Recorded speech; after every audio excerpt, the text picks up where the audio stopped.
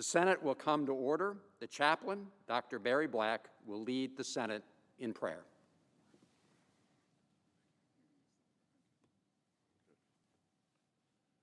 Let us pray. Eternal God, the source of every good and perfect gift, we thank you for the opportunity on yesterday to reflect on how to strive for a more perfect union.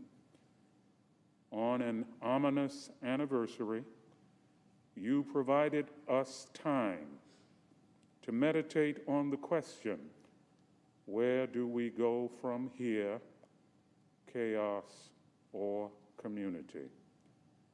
Lord, grant that the searching of our hearts will lead our lawmakers toward greater unity and cooperation, enabling them to find creative strategies to keep our nation strong.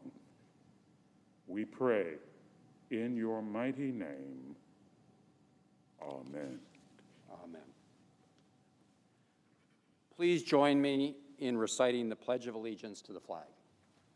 I pledge allegiance to the flag of the United States of America and to the republic for which it stands, one nation, under God, indivisible, with liberty and justice for all.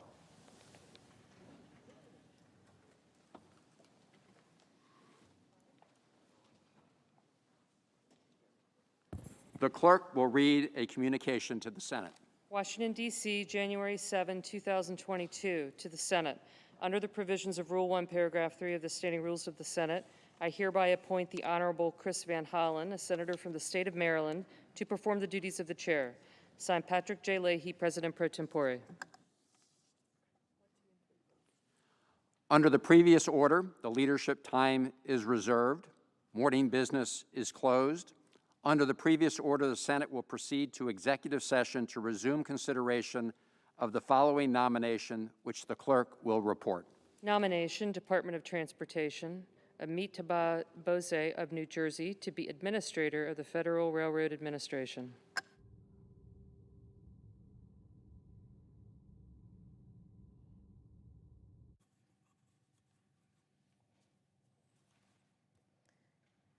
Mr. President.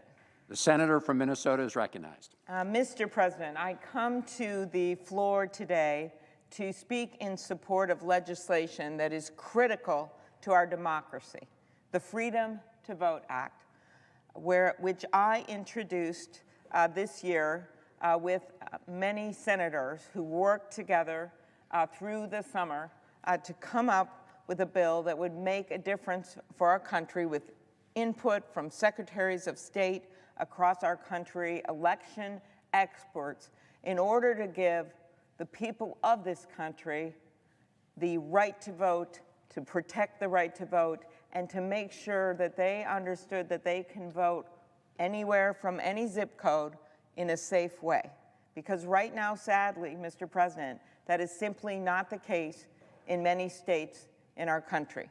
If you're in South Carolina right now and you want to get a mail-in ballot and you have COVID or you're in the hospital, you have to get a notary public to sign off on your application to get that ballot. Or if you're in Georgia and you don't register, you're a new resident there, you've moved there from another state, and you're in a big election and you think, well, I'm going to vote in the final place, you're no longer allowed to register in the last month as you were in the past during the runoff election. Or, as we saw in the last election in 2020, in Houston, in that county, 5 million people, there was only one drop-off box in the entire county.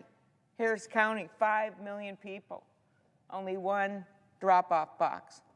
There are places in states where you wait in line 8-10 hours in the hot sun just to exercise your right to vote. And that is why, through the year, we worked together, Senators, of course, Leader Schumer, who brought us together, and Senators Manchin, Merkley, Padilla, King, Kaine, Tester, and Warnock, different senators coming from different parts of the country with different political views on certain issues, but we came together and co-sponsored this bill, which is supported by every member of the Democratic caucus. I want to thank all of them for their ongoing hard work to get the bill passed, and also to thank Senators Schumer, Durbin, Kaine, and Merkley for joining me on the floor today in support of this bill. The freedom to vote is fundamental to all of our freedoms, which is why we called it the Freedom to Vote Act. It ensures that people are part of a franchise and that government is accountable to the people. But today, this fundamental right that is the very foundation of our system of government is under attack. Since the 2020 election, we have seen a persistent and coordinated assault on the freedom to vote in states across the country. I just used a few examples of the laws that have changed, the attempts that have been made in over nearly every state with over 400 bills to change those laws. But then there have been direct threats. Local election officials, many secretaries of state have told me that they're having trouble now recruiting people to run their election day and election month facilities. Why? Because there's threats. There have been polls and studies that have showed that election officials in inordinate numbers are the victims of these threats. One Republican commissioner in Philadelphia, election commissioner, who recently left his job, they actually put his family's names, young kids' names, picture of his house, his address on the internet so that people could target his very family. The emails, the voice messages left, the one left for Katie Hobbs, the Secretary of State of Arizona. We will hunt you down, Katie. We'll hunt you down. These attacks on our local election officials and also members of Congress of both parties, a record number, 9,600 in the last year, which is double or triple what it has ever been. You cannot look at the incidents of January 6th, of that insurrection, on its own. These threats of violence have continued into the year. And why is that? Well, we know there is this enormous lack of trust right now in our election system. We know that people have wrongly been told, have been given misinformation, have been motivated, as we saw as those people marched down the mall on January 6th, to believe that somehow our democracy and our voting system is a fraud. Now, we know that's not right because we hear it from Republican and Democratic local officials all the time. President Trump's own Homeland Security election head, after the last election, said it was the most secure in the history of America. That was President Trump's appointee. Former Attorney General Barr made it very clear that there was not widespread fraud in the last election of any kind. But yet, this lie continues, and people sadly continue to believe it. And what is the most sad is that elected leaders in states, a number of states, not just one or two, multiple states, are passing laws with the false tenet of fraud and literally taking away people's rights to vote, kicking them off of voting rolls. People who for years have gone to one polling location who now can't figure out where they're supposed to vote. People in Georgia who suddenly have been told after the last election did it differently that they have to write their birthday on the outside of an envelope. Anyone that's asked to write a date on an envelope for a ballot, one would assume it's the date that you are putting your ballot in the mail. But no, it's your birthday. That's the kind of thing we're seeing across the country. As one court in North Carolina once said about previous efforts to suppress the law, it is discrimination with surgical precision, state by state by state. These attacks on our democracy demand a federalist response. Just as we saw in the 1960s with civil rights legislation, At some point, the federal government had to step in. And in fact, our own founding fathers actually anticipated that this might be necessary, because right in the Constitution, it says that Congress can make or alter the laws regarding federal elections, as clear as can be. Make or alter the laws regarding federal elections. So what we're talking about here, with some minimum standards in place for how you do early voting, for the fact that you can register, for the fact that you can have drop-off boxes, make or alter the rules for federal elections. When you have states, certain states, messing around to the extent that they are with the clear intent that they have, this is the moment that we look to the Constitution for guidance, and it is right there. And this is why the need for action could not be more serious. And this is why, as Leader Schumer has announced, we will be moving to advance the Freedom to Vote Act next week. With state legislatures beginning to convene for their 2022 legislative sessions this week, with plans to pass more bills that will restrict voting, and with primaries for the 2022 election just around the corner, we cannot wait another moment. Yesterday, we gathered in this chamber to mark 1 year since the violent mob of insurrectionists stormed into this Capitol. I can see everything like it was in Technicolor when we came back into this chamber. With the desks, everyone looking in their desks to see if anything had been taken. The videos we saw, which only a few hours before people had invaded this chamber, and the walk that Senator Blunt and Vice President and I took through the broken glass, spray-painted statues with the young staff members with the mahogany boxes containing the last of the electoral ballots. And as I said 2 weeks later at the inauguration, this is the moment when our democracy brushes itself off, stands straight, moves forward, one nation under God, indivisible, with liberty and justice for all. You just said that pledge, Mr. President, in this very chamber. The pages said that pledge in this very chamber. And to me, those are not just empty words. They are a pledge that we must keep.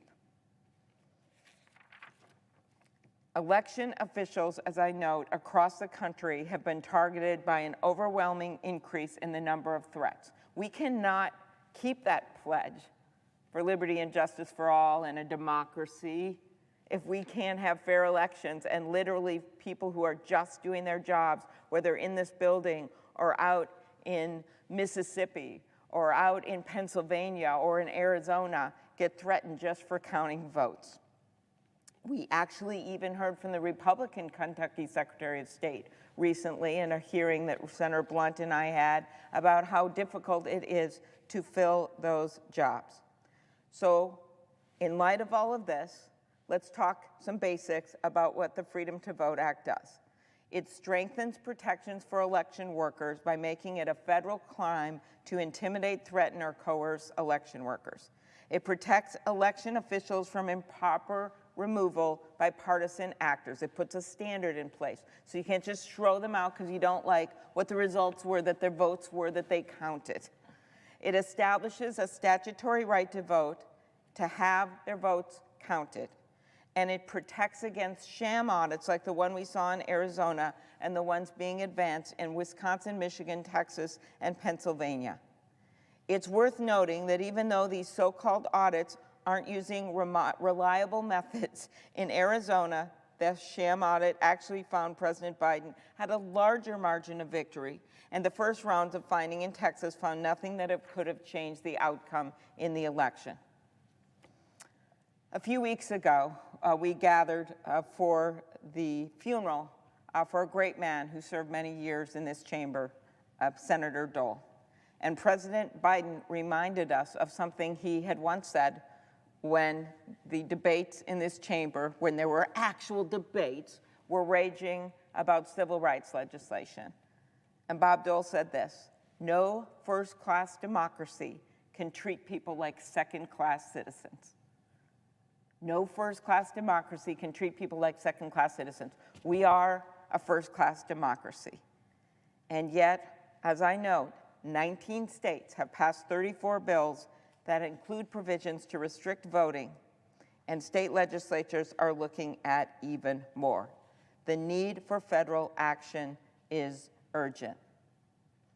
But as we have seen in states like Georgia, Florida, Iowa, Montana, and Texas, we are up against a coordinated attack aimed at limiting the freedom to vote. Examples. I've used a few already. I'm going to keep using them throughout the weeks ahead. The new law in Georgia shortens runoffs by 5 weeks and prevents new voters from registering to vote during runoff elections. In Iowa, a new law cut the days of early voting by 9 days and closes the polls an hour early. That was after the state, in the words of its own Republican Secretary of State, shattered its voter turnout record last year. If that shattered the voter turnout record, Senator Kaine, to have an hour extra, why would you then take the hour away? A new law in Montana says you can no longer register to vote on Election Day, yet that same-day registration, I know because my state is proud of our same-day registration, and we have the higher voter turnout in the country nearly every single election.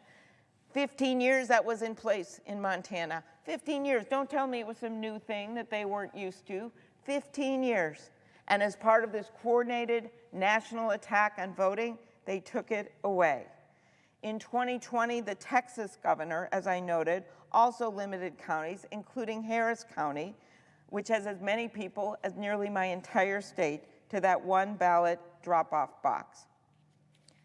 We cannot hold free and fair elections with laws and procedures like these. And yes, there is the issue, the horrendous issue of messing around with how the votes are counted and getting rid of the nonpartisan boards and allowing partisan legislatures to count and sham audits. All of that is covered by our bill, and it is a big problem. But if you rig the elections before the votes are even counted by making it impossible for certain people to vote, in the words of our great colleague, Reverend Warnock, some people don't want some people to vote. Does it even matter if you count them if they're not allowed to vote in the first place? That's why Americans need the Freedom to Vote Act, which builds on the framework put forward by my colleague and former West Virginia Secretary of State, Senator Manchin, last summer.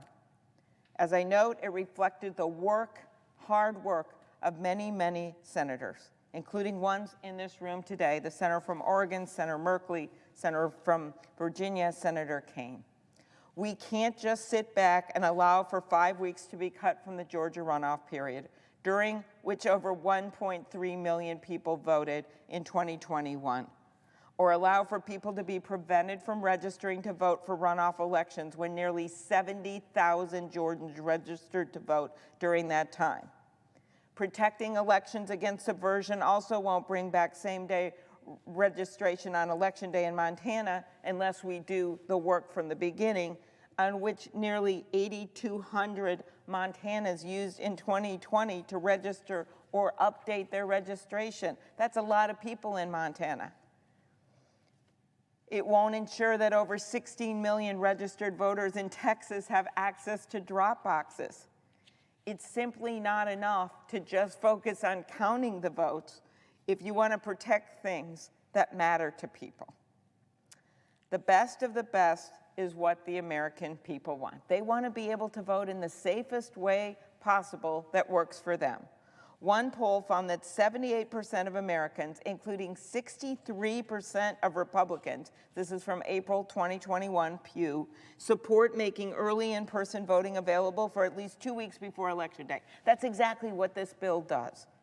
68% of Americans, including 59% of Republicans, support making Election Day a national holiday. Pew poll, April 2021. That's what this bill does.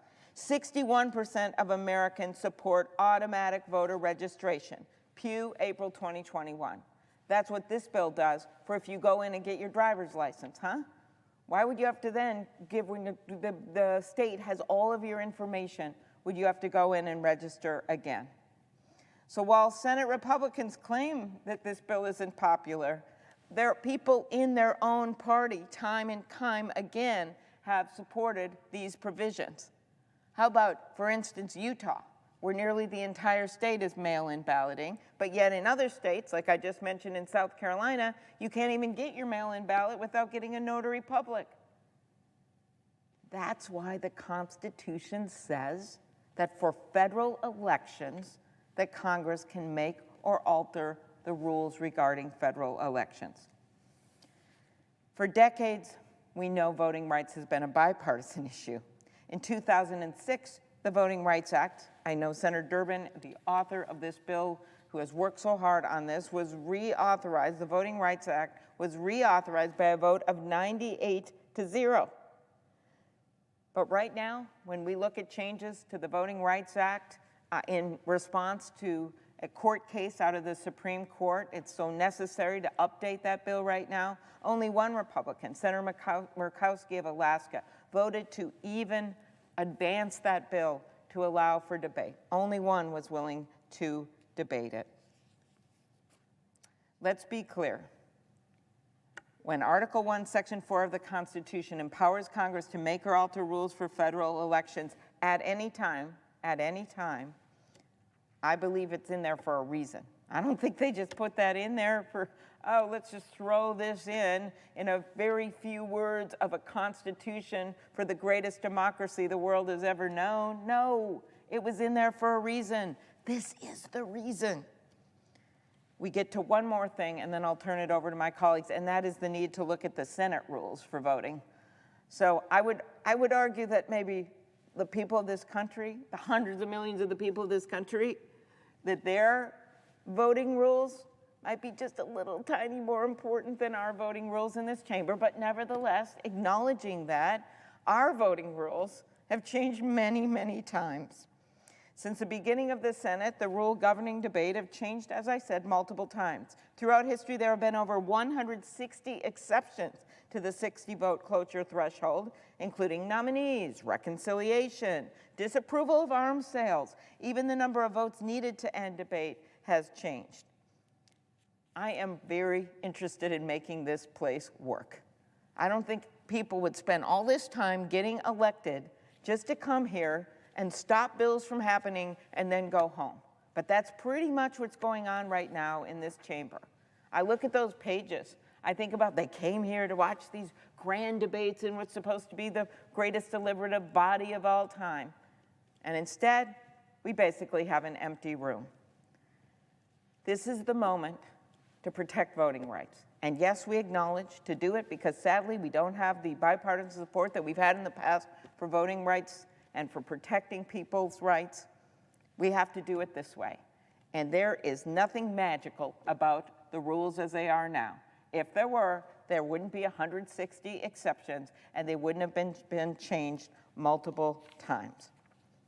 I'll end with this. Protecting the freedom to vote has never been easy. Throughout our country's 245-year history, we've had to course correct to ensure that our democracy, for the people, by the people, always lived up to our ideals.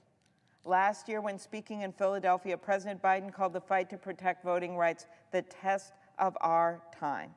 We owe it to ourselves and future generations of Americans to ensure that our democracy is protected. With that, I thank you, Mr. President, and I turn it over to my colleagues. Thank you. I yield the floor. Mr. President, The senator from Illinois is recognized. I want to thank the senator from Minnesota. She is an extraordinarily talented legislator and works well in a challenging political environment. And she has tackled this issue with a ferocity and intensity which was seldom seen in the United States Senate. It is fitting that she did and that she continues even to this day because of the gravity of the issue. But we are fortunate to have her leadership, extraordinary leadership, to bring us to this moment where we are facing the issue of voting in America. Mr. President, I started on Capitol Hill at the lowest possible level as an intern in the office of the United States Senator Paul Douglas of Illinois. I was a college student at Georgetown University. Senator Douglas had served in World War II. He'd volunteered at the age of 50 to enlist in the Marine Corps, worked his way into a fighting position in the South Pacific, and on the island of Okinawa, he was shot up and his left arm dangled by his side the rest of his life, much like Bob Dole. He used to refer to that left arm as his paperweight. He had a way of running a Senate office which would be impossible in these days, but he insisted on signing every letter that went out of his office. And he would read them, make notes, which I thought were illegible, but they were his efforts to send personal greetings along with the letters. Well, you can imagine they stacked up the letters each day, the staff did, as they typed them and used carbon paper back in the day. And he would come in at 5 o'clock at his conference table with a large stack of letters and start to pull them. Of course, with one arm, he needed help. That's where I showed up, and the other interns sat next to him, pulled the letters as he signed them. And we were told by the senior staff in the office that as interns in that capacity, that we weren't supposed to talk to this great man because he had important thoughts going through his mind, and we shouldn't interrupt him. But lo and behold, he would open the conversation with me and others, and we felt really fortunate to have a chance to just speak to him for a few minutes. So I would prepare every time I was going to play that role to read even more about his background, so I knew what he had been through. And I can recall the day when I worked up the courage and said, they called him Mr. D. Mr. D, I read somewhere that before Franklin Roosevelt was elected president of the United States, that you were a socialist and a follower of Norman Thomas and other American socialists. Why were you not a Democrat? He said, Dick, he said, in those days, he said, the Democratic Party was the party of Southern Democrats who were not good on civil rights and big city bosses, who I always fought in the city of Chicago. So socialism was a good alternative for a progressive like me. I think he used the word liberal, a liberal like me. But then came Roosevelt and opened the door for a lot of us on the liberal side to become part of the Democratic Party, the new Democratic Party under his leadership. I always remembered that and thought that in the course of American history, so many times tables have turned, and they're turning on this very issue of voting rights. Because if you look at the history of voting rights in this country and the suppression of voting rights, particularly toward African Americans, I am sorry to report that it is my Democratic Party, one I'm very proud of today, which was guilty of so many sins in the past when it came to discrimination against voters, when it came to voting. And that, to me, was a reality that is now interesting today because the tables have turned. The Republican Party, the party of Abraham Lincoln, was the party by and large that fought for voting rights for the recently liberated African American populations after the Civil War, and the Democrats in the South that resisted it. I want to commend a book to those who are following this debate. It's entitled One Person, No Vote. And the book is written by Carol Anderson, who's become a friend of mine. Carol is a professor in African American Studies at Emory University in Georgia. And she writes the history of Reconstruction and Jim Crow. I want to read just a small section of this book to put in perspective what was happening. Here it was, a civil war in this country with over 500,000 Americans dead, with inflamed feelings on both sides of the war. And afterwards, for the first time, African Americans, because of the war and because of constitutional amendments, were going to be enfranchised, actually be allowed to vote. And of course, when they did turn up in great numbers, they ended up electing their own and electing people who were sympathetic to their cause. Well, there was a backlash, primarily among Democrats in the South, and that backlash led to Jim Crow during Reconstruction and the suppression of the right to vote. It was horrible. I want to read one part of this book, and Carol Anderson's book, One Person, No Vote. She writes, that became most apparent in 1890 when the Magnolia State passed the Mississippi Plan, a dizzying array of poll taxes, literacy tests, understanding clauses, newfangled voter registration rules, and good character clauses, all intentionally racially discriminatory but dressed up in the genteel garb of bringing integrity to the voting booth. This feigned legal innocence was legislative evil genius. Virginia Representative Carter Glass, like so many others, swooned at the thought of bringing the Mississippi Plan to his own state of Virginia, especially after he saw how well it had worked. He rushed to champion a bill in the legislature that would, quote, this is a quote, eliminate the darky as a political factor in less than 5 years, end of quote. Glass, whom President Franklin Roosevelt would one day describe as, quote, unreconstructed rebel, end of quote, planned not to, quote, deprive a single white man of the ballot, but to inevitably cut from existing electorate 4/5 of the Negro voters in Virginia. One delegate questioned him, will it not be done by fraud and discrimination? Glass answered, by fraud, no. By discrimination, yes. Discrimination, why that is precisely what we propose, to discriminate to the very extremity permissible under the federal Constitution, with a view of the elimination of every Negro voter who can be gotten rid of legally without materially impairing the numerical strength of the white electorate. Well, the Louisiana plan, Mississippi plan, was picked up by other states. In Louisiana, for example, where more than 130,000 blacks had been registered to vote in 1896, after the application of these laws, the number dropped from 130,000 to 1,342 in the year 1904. African American registered voters in Alabama plunged from 180,000 to fewer than 3,000 in just 3 years. I'm sorry to say that these were Democrats in the South that were leading that charge. I'm sorry to say that that was part of the history of my party. But it is history. It does not reflect what's going on today. Now there is a conscious effort by the other party, then party of Abraham Lincoln, to find ways to reduce the opportunity to vote. And why? Why would they do this?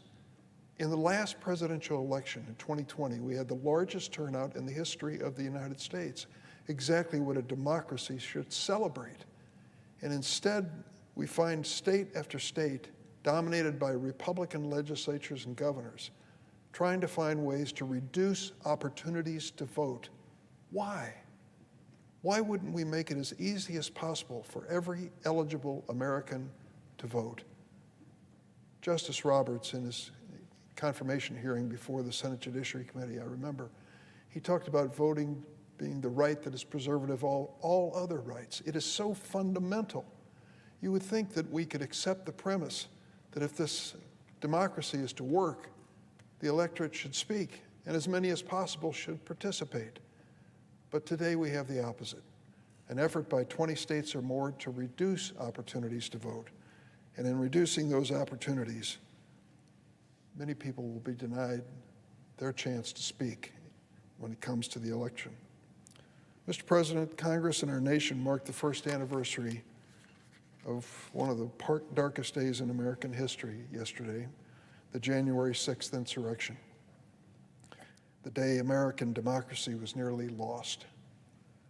That day, an embittered, defeated President Trump sent a murderous mob to attack this Capitol and overturn the election he had lost. I was honored to join my colleagues yesterday and speak to the bravery of the Capitol Police, the Washington, D.C. Metropolitan Police, and the National Guard, who battled not only to defend this building, but to defend our way of life and our government.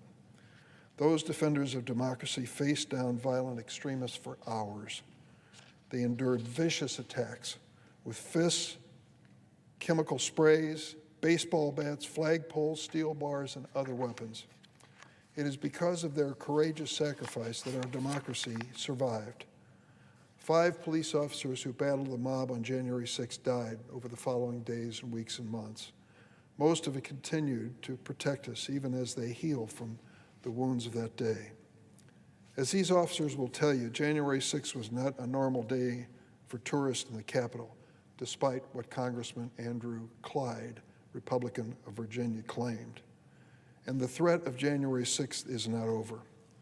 For a few short hours after the insurrection, many of our Republican colleagues denounced the violence and the former president who provoked it.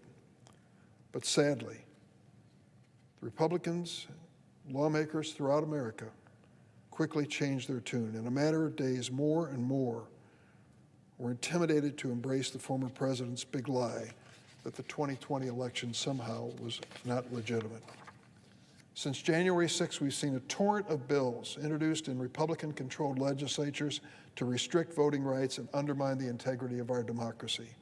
Republican lawmakers in nearly 20 states, including Georgia, Arizona, and Florida, have passed laws making it harder for millions of Americans to vote. Some cases making it easier, and this is so critical, for politicians to overturn election results they don't like. Let's be honest, these laws aren't about preventing voter fraud. They're about giving politicians the power to pick and choose the voters that they want to count. Does that sound like an echo of the history that we lived through right after the Civil War in the 19th and 20th century? Instead of denouncing these efforts, our Republican colleagues have resurrected the age-old battle cry that they were using in those days, states' rights. They insist falsely that Congress has no authority to protect citizens whose voting rights are under attack. They are wrong. They have not taken the time to read history or the Constitution. Inside the desk in this chamber of every single senator is a little book, the United States Constitution. I commend it to my colleagues, particularly in light of this debate. It's Article 1, Section 4 of that Constitution, which says the times, places, and manners of holding elections for senators and representatives shall be prescribed in each state by the legislature thereof. But the Congress may at any time by law make or alter such regulations except as to the places of choosing senators. When you think about what we're trying to do here, and the senator from Minnesota has described it, we are setting out to establish the standards by law for the choosing of federal election. Fast forward about 80 years after that sentence was written, the Civil War had come to a close, and the 15th Amendment was ratified to protect the rights of newly freed slaves, including the right to vote. What does that section of the Constitution say? Section 2 of the 15th Amendment. Congress shall have the power to enforce this article by appropriate legislation. It couldn't be stated any more clearly. Preventing states from denying citizens their right to vote is not constitutional overreach. It is urgent constitutional obligation, and we must honor it. The International Institute for Democracy and Electoral Assistance is a think tank in Sweden. Every year, for more than 50 years, it has ranked the world's nations according to their commitment to democracy. In 2021, for the first time ever, the United States ranking fell to what the group calls, quote, a backsliding democracy. The report said, quote, a historic turning point came in 2020-2021 when former President Donald Trump questioned the legitimacy of the 2020 elections in the United States. We call it the big lie. If we in this Senate fail to denounce that big lie, do you know what America's future is going to look like? It won't be a government of and by the people. It will be a government ruled by political strongmen with weak principles. These new voter suppression laws are a coup in slow motion. They are the continuation of the January 6th assault on this building and our Constitution. They are designed to bring your right to decide your future and deny it. As you ask yourself this, if the American people don't decide the outcome of elections, who will? I'll tell you, political partisans, special interests, the rich and the powerful. This Senate has the responsibility to protect the power and the rights of American voters in our democracy. And right now, there are two common sense proposals before the Senate to do just that. I'm honored to co-sponsor both. The first is the bipartisan, thank you, Senator Murkowski of Alaska, John Lewis Voting Rights Amendment Act. It would strengthen the Voting Rights Act of 1965, the crown jewel of the civil rights movement. For decades, Republicans and Democrats have worked together on a nearly unanimous basis to reauthorize and update the Voting Rights Act. As Senator Klobuchar mentioned earlier, there were times when more than 90 senators would vote in favor of the reauthorization of that act. It reached a point in the House of Representatives where I believe the only Republican congressman who would stand up and continue to vote for the reauthorization of that act was Jim Sensenbrenner of Wisconsin. He's since retired. For decades, Republicans and Democrats worked together on a nearly unanimous basis to reauthorize and update the Voting Rights Act. This new version, named in honor of the great John Lewis, our friend and colleague, would restore the full strength and authority of that legislation, which has been dangerously weakened by a series of misguided decisions from the conservative majority on the Supreme Court. I worked with Senators Leahy, Murkowski, and Manchin to craft this compromise bill. The second bill, which Senator Klobuchar spoke to, the Freedom to Vote Act, would preserve the integrity of our elections by establishing minimum standards for voting access in all states, including same-day voter registration and establishing Election Day as a federal holiday. What's behind all that? Just a very basic premise. Eligible voters should not face obstacles in voting. We ought to make it easy for them. Isn't it an embarrassment to you? It is to me to watch the newscasts show people standing in line literally hours to vote. Bless them for their determination to exercise their rights as citizens in this country. But shame on us, this great nation, that we would make it so inconvenient and so difficult. And now state legislatures across the nation are doing even worse. I'm grateful to Senator Merkley, who's here, and Senator Klobuchar for leading efforts on this critical legislation. Both of these measures are simple, sensible, and popular. Together, they will protect every eligible voter's access to the ballot box. There's no guarantee that more people turning up to vote are all going to vote for Democrats or even for Republicans. But isn't it the nature of a democracy to leave it to the American people to make that choice, not those of us in legislatures, either state or federal? So why is it that our colleagues on the other side are once again using the filibuster to prevent the Senate from even beginning debate on these bills? It goes back to that old states' rights argument. I mentioned it earlier. Some Republicans have claimed that our proposals would amount to, quote, a federal takeover of our election system. To those Republicans, I'd say, open your desk and open this book and read. It's a baseless claim. These measures are about preventing partisans from poisoning the well of democracy. We cannot stand idly by as Republican state legislatures enact a wave of unprecedented voter suppression, returning to that grim, dark period in American history of suppression of voting. We cannot accept that the Senate is powerless. Later this month, we're going to honor Dr. Martin Luther King Jr., a champion of democracy in our lifetime. Throughout the civil rights movement, Dr. King would quote a phrase from Thomas Carlyle, the historian, who wrote in his account of the French Revolution, "No lie can live forever." So how much longer will we allow Mr. Trump's big lie to tear our nation apart? How much longer will we accord a simple Senate rule more protection and respect than the Constitution? A Senate rule that began as a clerical error and has been changed 160 times? Right now, the only obstacle standing in the way of stopping this voter suppression is the filibuster. But let's be clear, there is no Senate rule more important than our constitutional right to vote. Americans have given their lives to defend our constitutional rights. No one has ever been asked to risk their life to defend the Senate filibuster rule. For our Republican colleagues to feign outrage about preserving the rules and norms of this Senate, I'd ask them to think back a year ago this week. Where were these precious rules and norms when the leader of the Republican Party, then President Trump, plotted an overthrow of the government by disrupting the Senate business? Where were these rules and norms when some of our colleagues echoed the big lie that led to that bloody insurrection? And where were these rules and norms when some members of the Republican Party openly endorsed installing Donald Trump to the presidency against the will of the American people? Right now, this is not just another political bait. The future of the American democracy is at stake.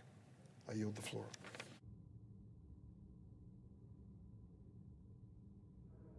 The senator from Virginia is recognized. Mr. President, I'm so proud to be on the floor with my colleagues, Senator Durbin, Senator Merkley, Senator Klobuchar, to work on this issue of such great importance. And I'd like to now discuss the John Lewis Act and the Freedom to Vote Act, critical voting rights proposals that the Senate will soon take up and that the Senate needs to pass. We have tried to bring these bills to the floor in recent months. The minority party has blocked the effort to even consider the bills, with the sole exception of one Republican, the senior senator from Alaska, who has been willing to vote to proceed to consideration of the Lewis Act. Some of the most epic moments in the history of this chamber have come as we grappled with voting rights. After the Civil War, the debate surrounding the 13th, 14th, and 15th Amendments were epic struggles about the nation's new recommitment to the equality principle after the Civil War, and those struggles included dramatic discussions about voting connected to both the 14th and 15th Amendments. The struggle for women's suffrage, culminating in the 1919 passage of the 19th Amendment in the Senate, was also a pivotal moment for this body. I believe the most dramatic voting rights struggle in the chamber was the passage of the 1965 Voting Rights Act. Civil rights activist John Lewis and others marching for voting rights were savagely beaten on the Edmund Pettus Bridge in Selma, Alabama in March of 1965. The building frustration of those denied votes in many states, together with that shocking instance of violence, coalesced into a final push to get a comprehensive voting rights bill approved. President Johnson addressed a joint session of Congress on March 15th, just 8 days after the attack on John Lewis, and he threw his support behind the Voting Rights Act. The Senate began floor consideration of the bill on April 22nd, and after more than a month of vigorous debating, filibustering, fighting, amending, the bill passed. And it passed in a dramatically bipartisan fashion. Democratic support was 47 to 16. Republican support was overwhelming, 30-2. The House passed its own version in July. A conference report was passed and then accepted by both houses in early August. And President Johnson then signed the bill in a ceremony attended by Rosa Parks, John Lewis, Reverend Dr. Martin Luther King, and many other legislative and civil rights leaders. The Voting Rights Act that was fought for so hard in this chamber and passed in 1965 is viewed as the most important piece of civil rights legislation in the history of this country. It ushered in dramatic increases in voting turnout, more opportunity for racial minorities not only to vote, but also to run for office. Studies have drawn a direct connection between the act and concrete actions to provide more government services to communities that had long suffered from public disinvestment. It's obvious. When all citizens are protected in their rights to vote, then government becomes more responsive to all citizens. The 1965 Act was strongly bipartisan, both in its passage and in the frequent reauthorization over the years, most recently in 2006. But since 2006, really beginning with the Obama presidency, the Republican Party has essentially done a 180 in its long support of expanding the franchise. Hostile Supreme Court rulings in Shelby versus Mississippi and Brnovich versus the Democratic National Committee have put the burden back on Congress to fix the Voting Rights Act, but in contrast to previous history where Republicans would join with us in those efforts to fix or improve the act have foundered because now the Republican Party is unwilling to support voting rights. I talk about the 1965 Act because it's notable to me for two reasons. First, it came at a time when many states, primarily in the South, including my own Commonwealth of Virginia, were undertaking massive efforts to disenfranchise African American voters. And there was a culminating event, shocking violence against John Lewis and others as they tried to press for voting rights. And that violence galvanized the nation and this body into action so that we could protect voting and protect our democracy. History repeats itself. Today, we're seeing a full-out attack on voting and our entire electoral system. Now, it is not just limited to southern states. Now, it is not just directed solely at African American voters. Now, it is not just an attack led by bigoted state or local officials in one region. The attack emanated from the previous president, with years of attacks on the integrity of American elections, attacks that ratcheted up in the closing phase of the 2020 election. President Trump, after losing that race, then went on a wild search for a way to hold on to power, making up lies about the election, spearheading meritless lawsuits in many states to challenge the result, directly asking election officials to find him enough votes to win key jurisdictions, even trying to strong-arm his own vice president into violating his constitutional oath so that he would deliver a victory to the losing candidate. And just as in 1965, there came an unforgettable episode of violence directly related to the attacks on our system of election. The Capitol itself was attacked on a particular day and hour for a particular purpose, to stop the certification of the electoral outcome. More than 100 police officers were injured that day as a result of this attack on our democracy. 5 Virginia law enforcement officers lost their lives as a result of that day. The violence wasn't just a riot, it was violence designed to disenfranchise the 80 million people who had voted for Joe Biden and Kamala Harris. That singular event ranks among the largest disenfranchisement efforts in the history of this country. History repeats itself. And the attacks on our democracy continue in Republican state legislatures all across this country, as has been demonstrated by my colleague from Minnesota. Efforts are underway to restrict voting, to make it harder for people to vote if they are more likely to vote for Democrats, to make it easier to challenge and intimidate voters with the hope that it will discourage their participation, to interfere with the counting of votes, to interfere with the certification of elections by duly sworn election officials. These are partisan efforts only occurring in states with Republican leadership, and they pose a grave threat to our democracy. The violence of January 6th also continues in a tremendous spike in threats to those public servants who serve as election officials, threats to their lives, threats to their families, all designed to intimidate those who won't bend to the will of the former president and those who have been dragged into his full-scale assault on our democracy. And so the Senate stands at the same moral crossroads where we stood in the spring of 1965. There is an assault on voting and elections, on the very system of democracy that distinguishes our nation. The assault has led to shocking and cataclysmic violence specifically designed to disenfranchise millions of people. And the question for the Senate is, what should we do about it? In the John Lewis Act and the Freedom to Vote Act, we find a solution for the moment, just as the Senate found in the Voting Rights Act a solution for its time.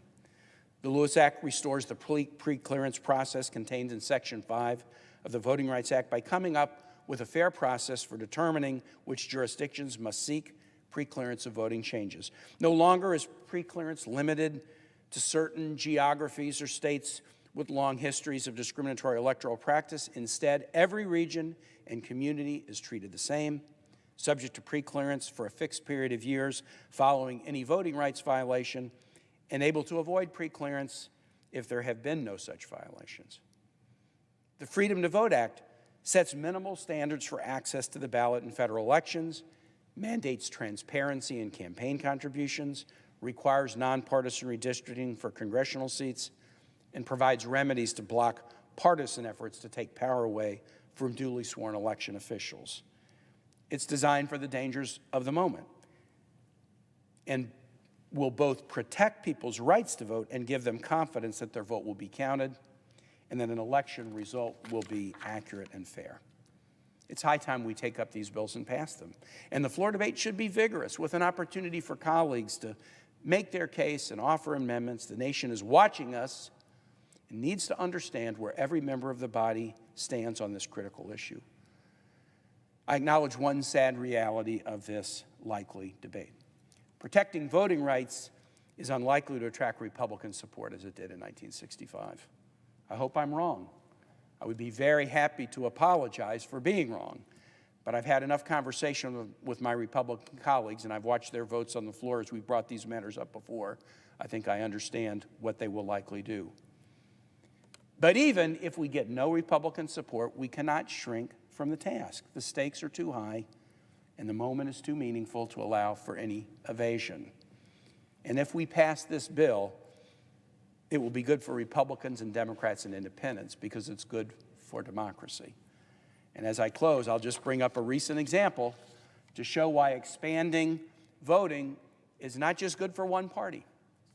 We just had a governor's election in Virginia, November 2021, and my preferred Democratic candidate lost.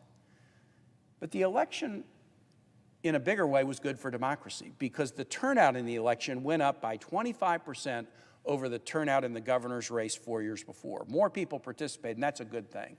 Why did the turnout go up? The turnout went up because Democrats earned control of both houses of our state legislative chamber and made a set of changes, much like the changes in the Freedom to Vote Act, to make it easier for people to participate and give them confidence in the integrity of the ballot and the certification of results. And guess what? When Democrats did that, turnout went up by 25%. And the winner wasn't a Democrat, the winner was a Republican. Doing things like the Freedom to Vote Act isn't partisan, even though the vote in here may be partisan, it's good for all. That increase in turnout by 25% almost set a record in Virginia. There was only one governor's race where the turnout jump was even bigger. And it was when my father-in-law was elected governor of Virginia in 1969. My father-in-law, Linwood Holton, had run as a Republican for governor in 1965 and lost. He ran again in 1969 and won, and the turnout went up by 65% between his two races. That's the one that sets the record in Virginia. Why did turnout go up? Because the Voting Rights Act was passed. And because the U.S. Supreme Court in Harper versus Virginia in 1966 struck down poll taxes as a precondition of voting in state elections. So fancy that. You make it easier for people to vote. You remove discriminatory obstacles in their way, and more people participate.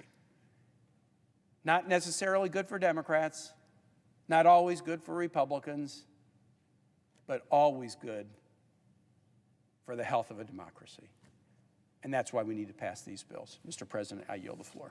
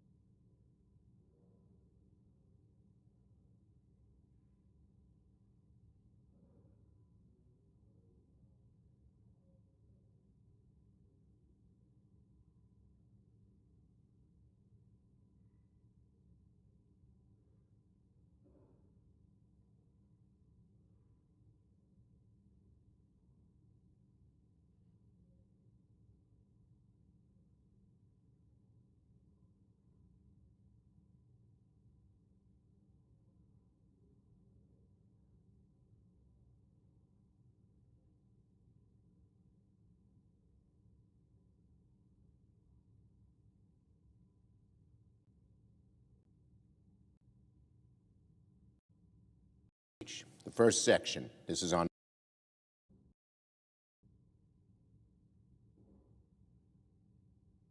President. The majority leader is recognized. Mr. President, I usually don't give such lengthy speeches, but today I'll be on the floor for a little while. I have 12 sections to my speech. The first section, this is on voting rights, of course. The first section is the history, equality, democracy, and the founders' vision. And I begin with a quote. To understand political power, right, and derive it from its original, we must consider what state all men and women are naturally in, and that is a state of perfect freedom to order their actions and dispose of their possessions, and persons as they think fit within the bounds of the law of nature without asking leave or depending upon the will of any other person. John Locke published those words in England anonymously, exactly 100 years before the Constitution of the United States came into effect. A very, very long time ago, at least to the human mind. They were published in not an era of republics, but of kingdoms. Not of presidents, but of monarchs. Not of citizens, but rather subjects. It was an era when many argued and took up arms for the idea that the king derived power from the decrees of heaven. And here John Locke said no. Political power, in fact, comes from free individuals. These words were circulated for years in secret, because to hold these views back then was treason. Locke went further. The natural state is also one of equality, in which all power and jurisdiction is reciprocal, and no one has more than another. It is evident that all human beings are equal amongst themselves. These words, these ideas, a third of a millennia old, but it's right there staring us in the face. All men and women are naturally free, and all men and women are naturally equal. I'll admit this may be lofty stuff, but history lessons matter. Because these ideas were the initial blueprints for a different sort of political order that would take shape here in this continent, articulated a century later in the words of the American Declaration of Independence. These were the original ideas for what would inspire the framers to create not a kingdom, but a republic, a democratic society, a place where people equal in rank decide their own leaders in free and fair elections. It reminds me of the words of James Madison as well. Quote, "Who are to be the electors of the federal representatives? Not the rich more than the poor, not the learned more than the ignorant, not the haughty heirs of distinguished names. The electors are to be the great body of the people of the United States." Section 2. American history is a long march toward universal suffrage. That's the noble side of our early history, worthy of remembering and pursuing to this day. There is, of course, a more complicated, more frustrating reality, one we should not be afraid to admit and to recognize, and one we hide from, or worse, try to erase at our own peril. We all know that when our country was founded, mass participation in representative government might have been the object of the founders, but it certainly was not a practice. Immediately excluded were 700,000 enslaved men and women, counted as 3/5 of a person for the purpose of congressional allotment, but 0/5 of a person for all other matters of human dignity. Women, too, were left out. Also cast aside and brutalized were those who lived on this continent for thousands of years before the colonial era, for whom full participation in political life in practicality has never been made real, even till today. And through it all, voting requirements were left to the states to choose for themselves, so that depending on which side of a state boundary you lived on, a different set of rules might apply to you, determining your worthiness to choose your own leaders. So despite Madison's sentiments at the time of our Constitution's ratification, you had to be a white, male, oftentimes Protestant landowner to vote. By the election of 1800, barely more than 1 in 10 Americans were even eligible to vote. Of the 16 states then in the Union, all but 3 limited suffrage to property holders or taxpayers. And here's another truth, too. Despite all that, the story of democracy in America has been a long march, a very long, tortuous march towards universal suffrage. In America, our holy struggle has been to take these words of our framers, to take the idea that everyone should live freely and equally, and to make it real in whatever way the people can make it real. It's an exercise in making better what was once woefully imperfect, of having hope that we can make even more progress in the future. Indeed, this is written into the very, very first statement of our Constitution, making a more perfect union.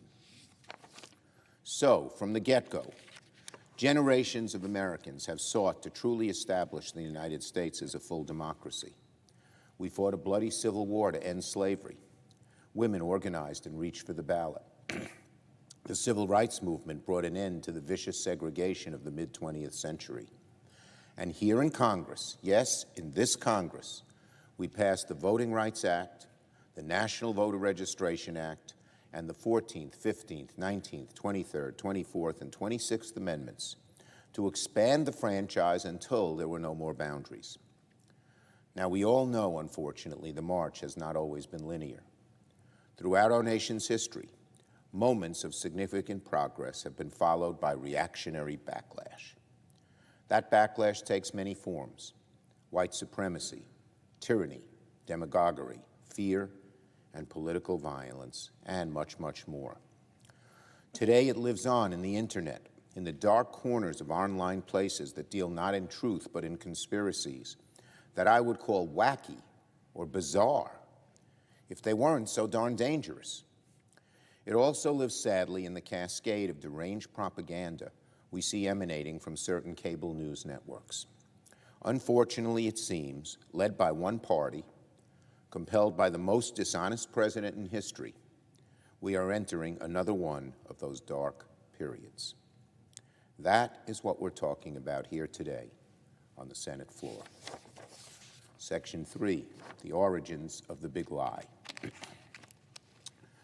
Mr. President, if there's anything else besides free and fair elections that have been central to our national political character, it's been our largely unbroken fidelity to the peaceful transfer of power. The peaceful transfer of power.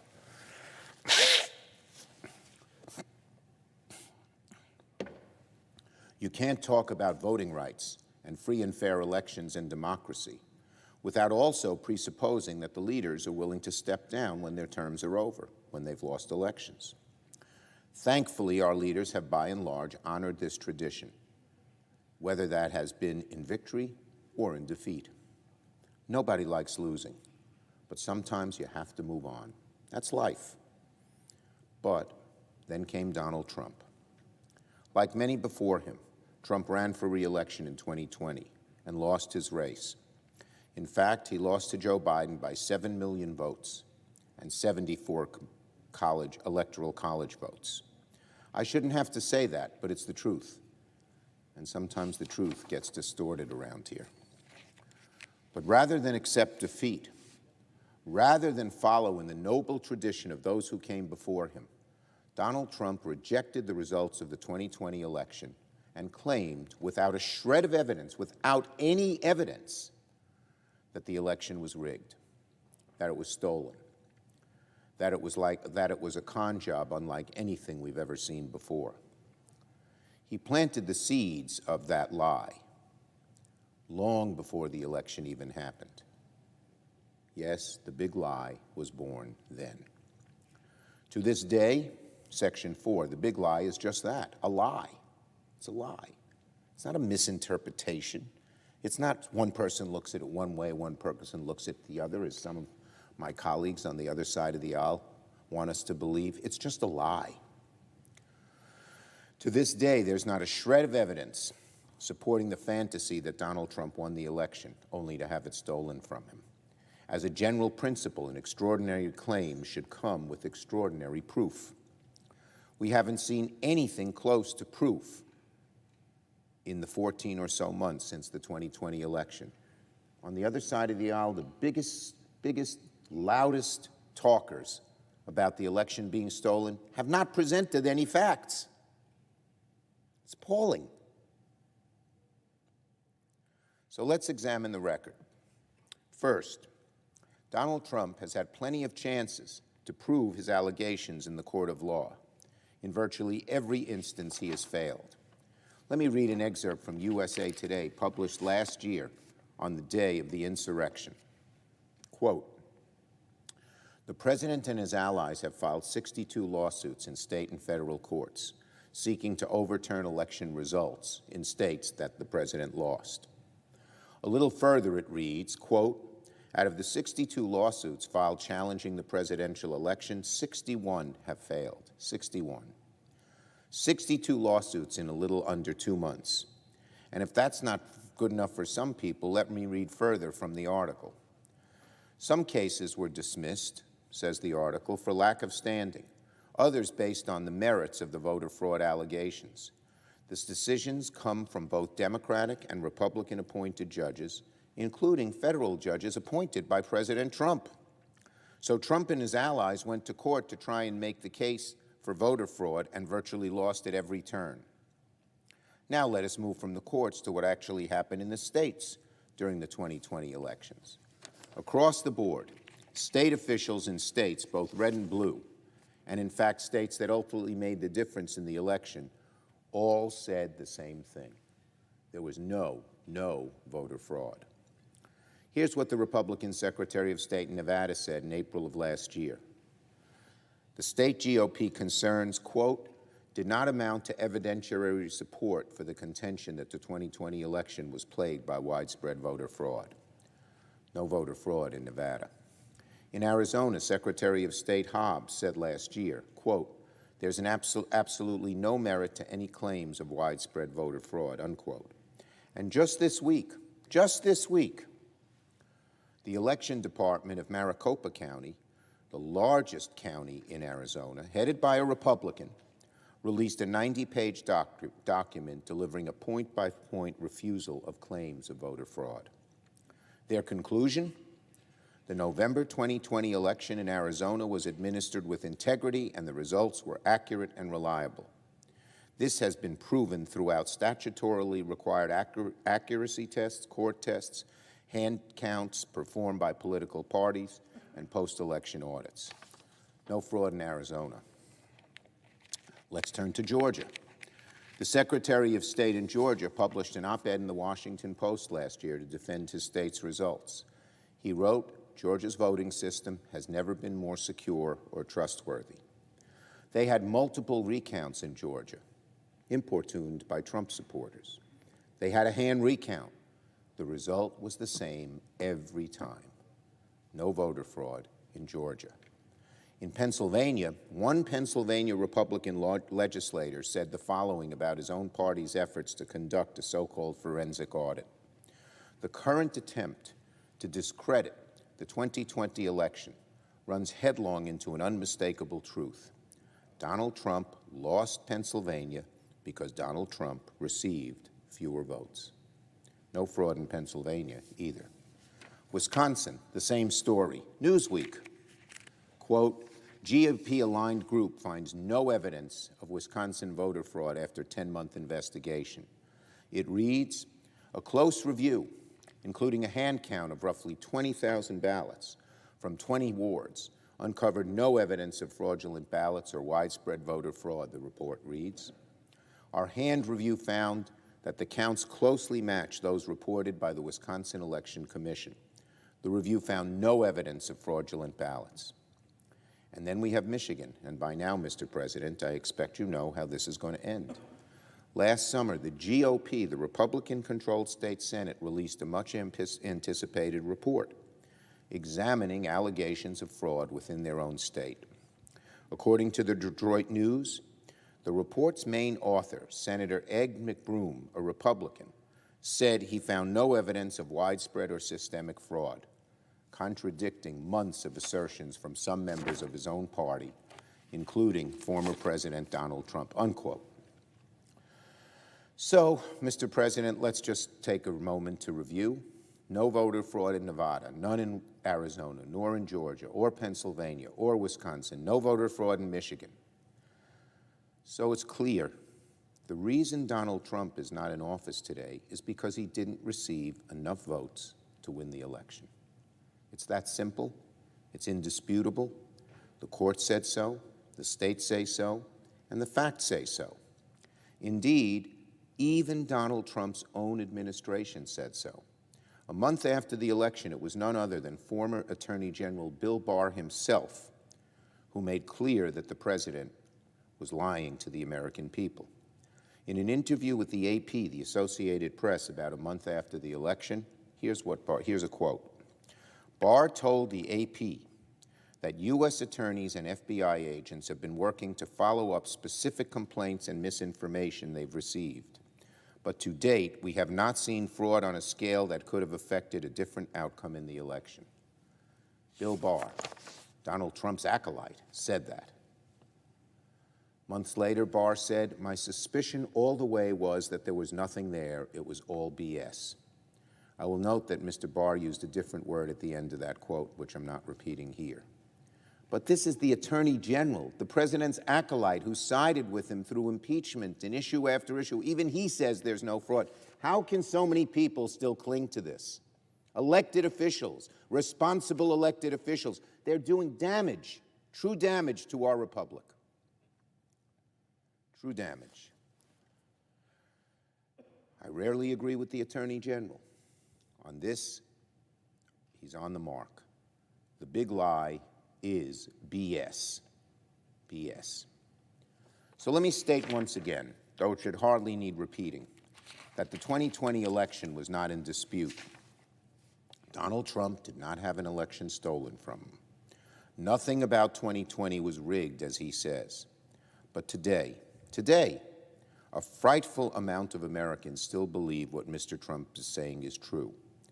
Tens of millions of Americans, a minority, yes, but a sizable one that cannot be ignored. That is the big lie in a nutshell. To them, it doesn't matter that there's no substance to these arguments. To them, it doesn't matter that the president's own allies have debunked it.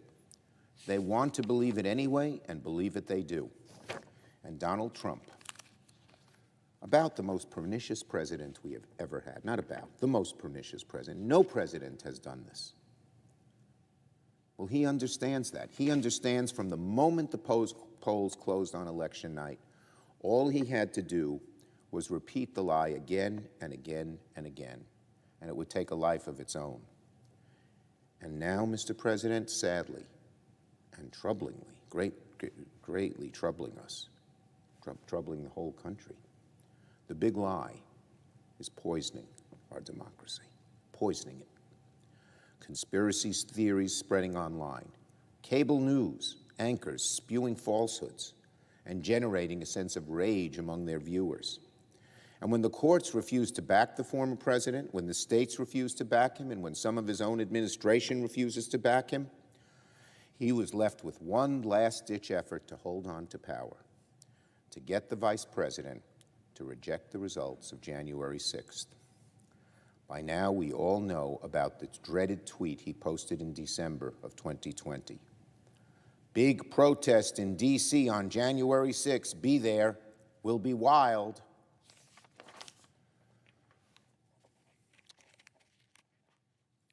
What a sad documentation this all is in 21st century America. Section 5, the attack on the Capitol, in a short review. It was Donald Trump's big lie that soaked our political landscape in kerosene. It was Donald Trump's rally on the Mall on January 6th that struck the match. And then came the fire. And all of us were here 1 year ago yesterday to watch the fire burn. Yesterday, many of us spent much of the day recounting what it was like to be here in the Capitol on January 6th. I want to commend my colleagues for doing so. But, Mr. President, it is shameful my Republican colleagues had to come to the floor to speak as well. January 6th was every bit as an attack on them as it was on anyone else. It was shameful that my Republican colleagues did not come to the floor to speak as well. They did not come to the floor. This room was empty on this side of the aisle.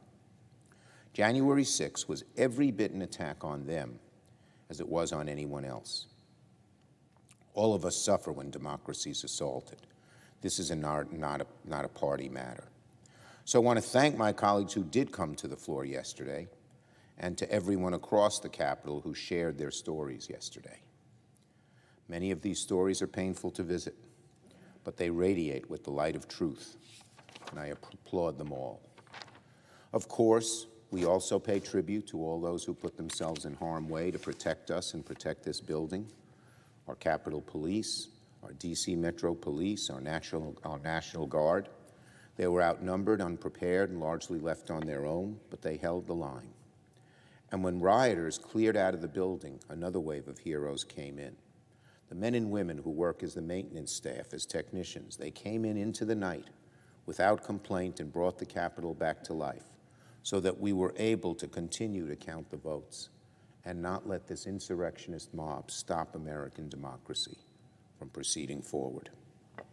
Those who came in represent the best of us, the best of us. Section 6, the disease of the big lie lives on. The attack on the U.S. Capitol may have been limited to a single day. The attack on our democracy, unfortunately, has not ceased. Since last year, there have been no outright attempts to storm this building, to undo the will of the people, thank God. But the disease of the big lie continues to spread. Donald Trump has not changed his tune. He keeps insisting that our democracy is rigged and that our elections have been riddled with voter fraud. He did it as recently as yesterday. In fact, he was going to have an entire press conference on it before calling it off. It was reported that his own Republican colleagues didn't want to hear him spute his lies on this day that has become so sacred to so many. What Donald Trump does, is poison. The consequences of the former president's words continue to erode our democracy day by day. And if the enemies of democracy fail to get their way with baseball bats and pipe bombs, they have now turned their focus to a much quieter, much more organized effort to subvert our democratic process from the bottom up. In other words, a slow motion insurrection, but equally as insidious and ultimately more damaging.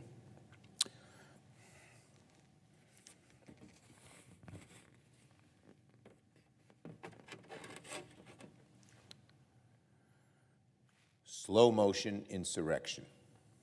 Democracy experts alarmed over GOP takeover of election machinery, of GOP takeover of election machinery. That's the AP.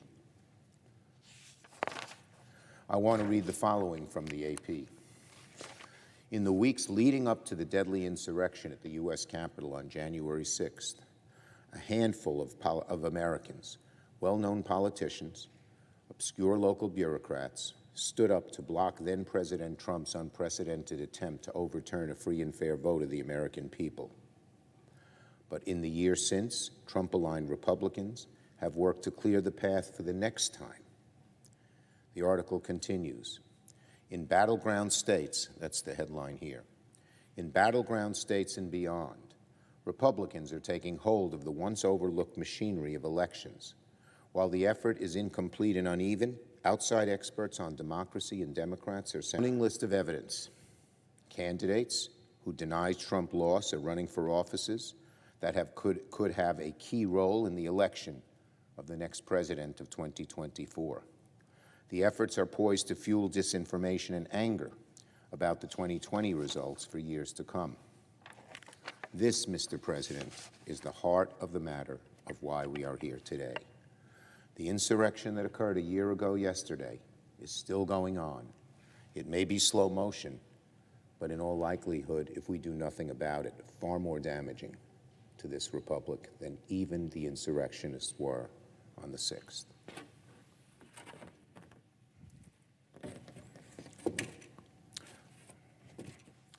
Voter suppression in the states, Section 7.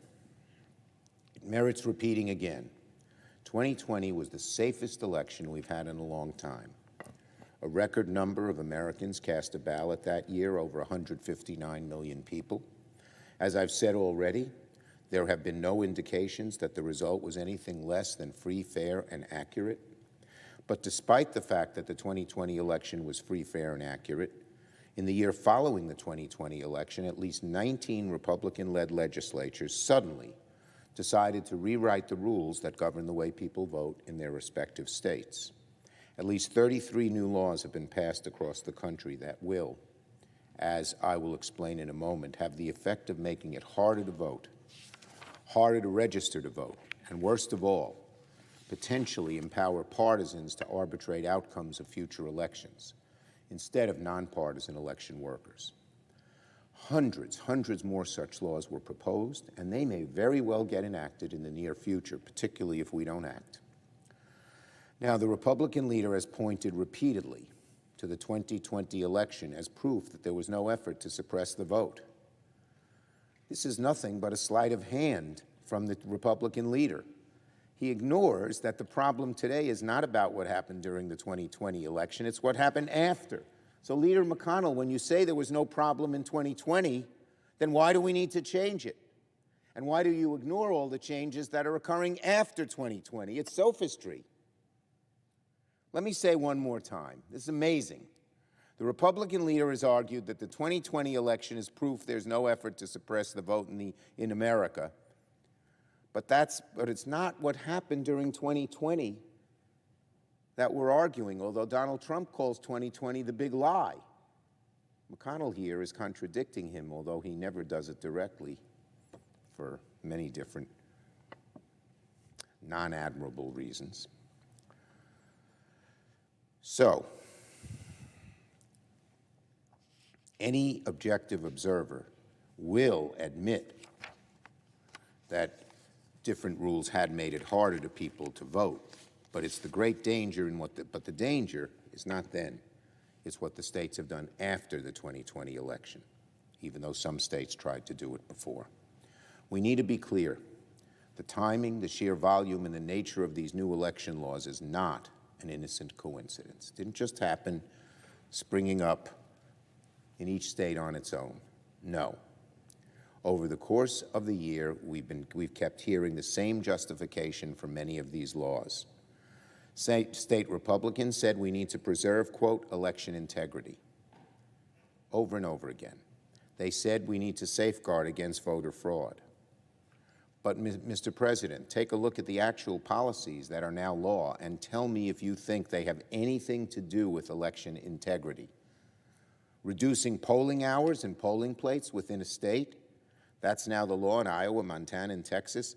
What does that have to do with election integrity?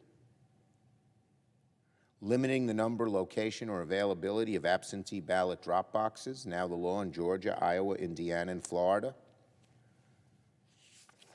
What does that have to do with election integrity? Making it harder to register to vote. That's now the law in Texas, Florida, Kansas, Iowa, New Hampshire, and Montana. Shortening the window to apply for a mail-in ballot.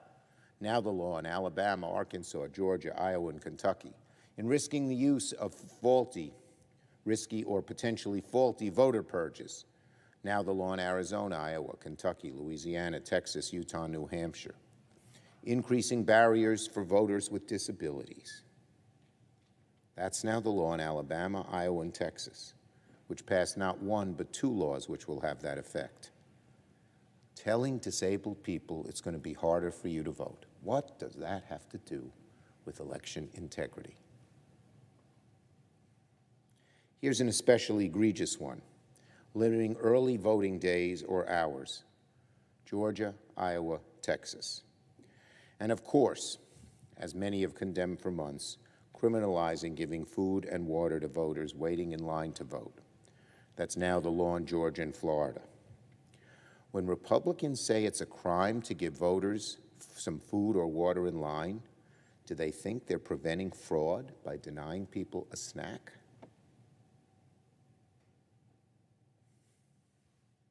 It's Kafkaesque. And Kafka was writing about the demise of democracy. Now, in addition to these new laws that are actually on the books, we also need to remember all the proposals they've tried to pass but have not been able to do to date. They tell us all we need them to know about the true intentions of these reforms, these so-called proposed laws. The most reprehensible were, of course, the attempts in states like Georgia and Texas to eliminate early voting on Sunday, a day, of course, when many church-going African Americans participate in souls to the polls. Did they show that Sunday voting is more fraudulent than other voting? No, we know what they're up to. What an astonishing coincidence, outlawing voting on a day when African American churches sponsor get-out-the-vote draw efforts. Have they shown that using drop-off ballot boxes creates more fraud than other? No. These are aimed at suppressing certain types of people from voting, not everybody. Policies like these have nothing to do with election integrity. When you say you can't vote on Sunday, it's the same intention of those old restrictions that used to require African Americans to guess the number of jelly beans in a jar before they were allowed to cast a ballot. What regression. Now, of course, our Republican friends, many of them, reject these ideas. It's not a surprise. But every so often they speak with astonishing and stunning honesty. As one state rep in Arizona said when defending his state's efforts to defend Republican voting, everyone shouldn't be voting. That's what he said. I wonder who everyone was in his eyes. Indeed, he actually said, we don't mind putting security measures in that won't let everybody vote, but everybody shouldn't be voting. And every now and then, the very plain and simple truth makes its way to the surface. When you lose an election, you're not supposed to stop people from voting, even if they didn't vote for you. That's democracy, my Republican friends. That's democracy. You lose an election, you're supposed to try harder and win over the voters you lost. Instead, Republicans across the country are trying to stop the other side from voting. That tears apart, rips apart the very fabric of our democracy.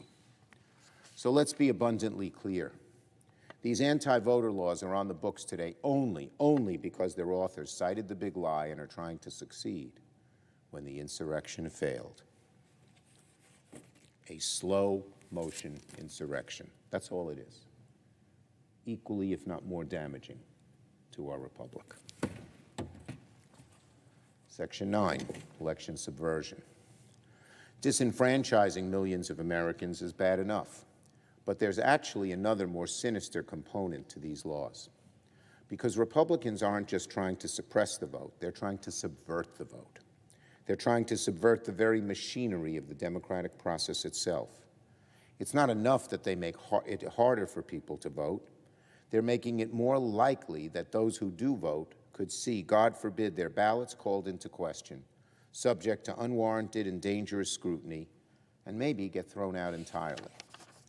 In states like Arizona, Kansas, Arkansas, Georgia, Republican legislatures are trying to give more power to themselves and other partisan bodies to undermine, override, or neuter bipartisan election boards and county election officials. In a number of states, they've already succeeded. Last August, a report from ABC News noted that at least 10 new state laws have shifted power over elections from nonpartisan election officials to partisan entities, from nonpartisan people to partisan entities. Why? It's obvious to figure that out.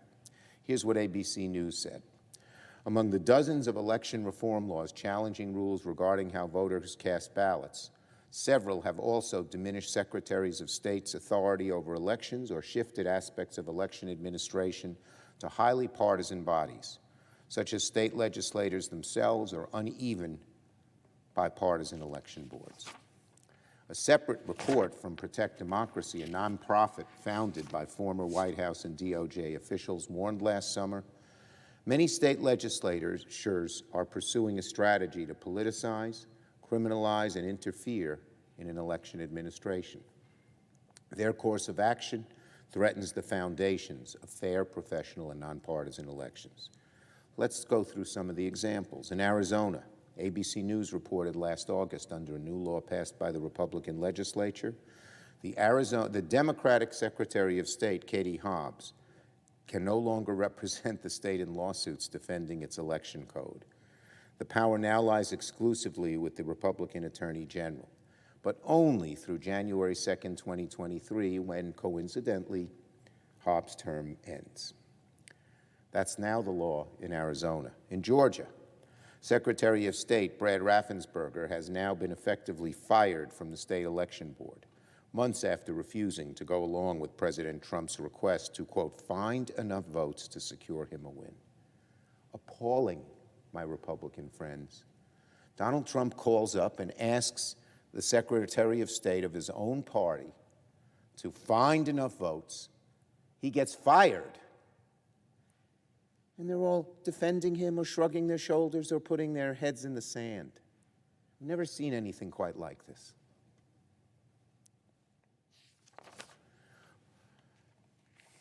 By the way, for those who don't know, the state election board in Georgia is responsible for, among other things, investigating voter irregularities.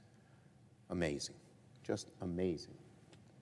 There are other examples across the country. Let's turn to Texas. According to the Voting Rights Lab, a particularly sinister new policy is now the law in that state. The recently enacted Election Omnibus Bill, SB 1, prohibits local officials from modifying election procedures to better serve voters. It also increases the likelihood of partisan poll watchers disrupting polling places and ballot verification and counting locations. The bill increased the ability of poll watchers to move freely throughout an election location, including areas containing voters waiting in line, checking in, or casting ballots. Again, it's helpful to look at those pernicious proposals that were introduced at the state level, but to date have not been enacted to law. One bill in Arizona would have given flat out the state legislature the authority to cancel the certification of electors by a simple majority vote. So looking through the record, the conclusion is not in doubt. Republicans across the board justify these new laws by saying they want to make it easier to vote but harder to cheat. But when you're looking what they're actually doing, it's perfectly clear that they're doing the opposite, the exact opposite, making it harder to vote and easier to steal an election. And this, my friends, is just the tip of the iceberg. These state legislatures will soon return to session this year and keep going, all importuned by Donald Trump's big lie. And what's missing is some profiles in courage, enough profiles in courage. Enough people, whether it's in this Senate chamber, in the House chamber, in the legislatures on the Republican side, said, I want to be a Republican. I want Republicans to win, but I'm not going to stoop to this level of beginning to dismember our democracy. Let's make a final crucial point about what we're seeing playing out in the states.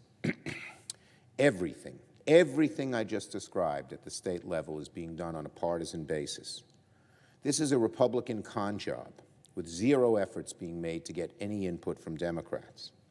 Should state Republican legislatures keep going, should we in this chamber fail to do something about it or respond with insufficient force, our democracy could very well cross a fatal point of no return. And then the unthinkable becomes real. Democracy erodes, and could, horrors of horrors, vanish, as it has in other nations in the course of world history. And what history shows us is when these pernicious activities start, when a mob starts, when a leader just lies to gain power, if people don't rise up, it happens. America, don't be complacent. This is happening, and it's a great danger. And in many other countries that devolved to dictatorship, it started in ways similar like this, And the majority of good people said, we don't have to worry about it. Well, we do. That's why we're here. That's why Senator Merkley and I and Klobuchar and Durbin and others have taken the floor today. Section 10, the Senate will vote again on voting rights. So, Mr. President, what's the way forward? Do we accept these developments as inevitable? Do we say it's not so bad? Do we look the other way?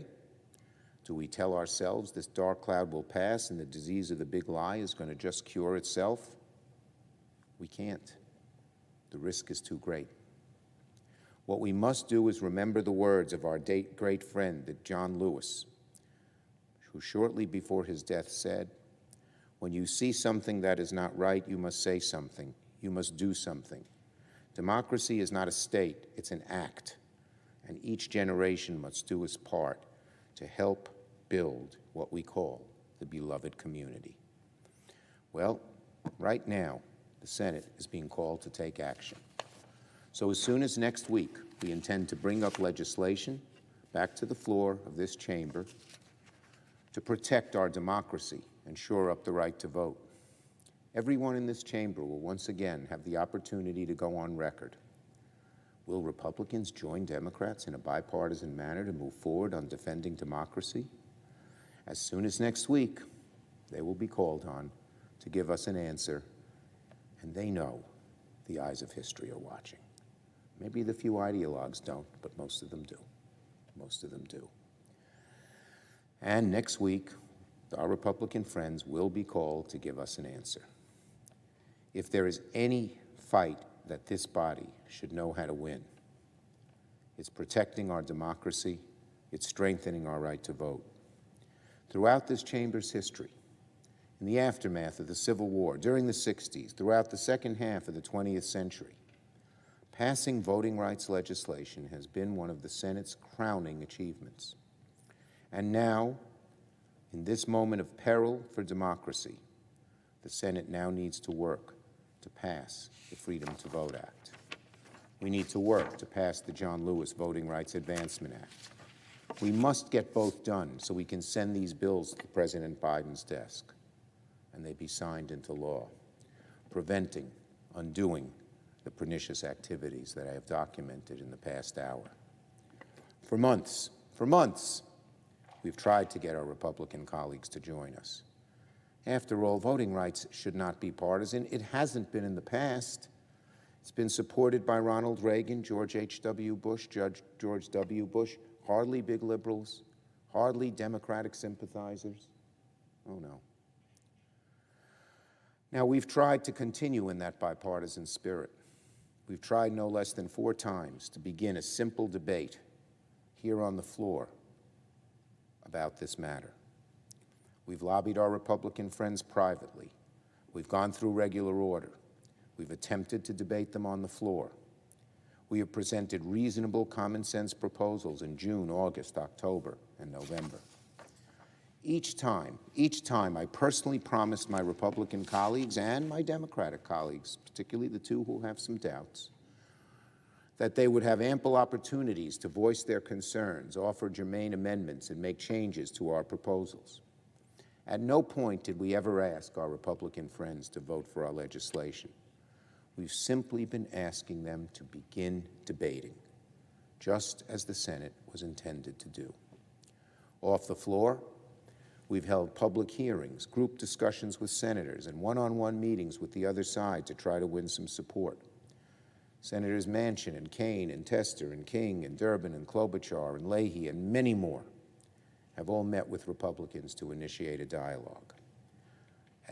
At every turn, we have been met with resistance. Next week, we'll try again. They will go on record again. But of course, obstruction is all we've been able to see so far. As an aside, one of the arguments we hear from the other side is that this is an attempt at a federal takeover of our elections. The sophistry, the dishonesty is legion. The founders, whom my Republican colleagues invoke when it's time to confirm a right-wing judge, wrote in the Constitution that the Congress precisely has the power to pass laws to determine the time, place, and manner of federal elections. This is nothing new. And we've done it over and over again with amendments and with legislation, bipartisan. The problem isn't simply they oppose our proposals for voting rights legislation. They now even refuse to support legislation they embraced in the past, including the policies in the John Lewis Voting Rights Advancement Act.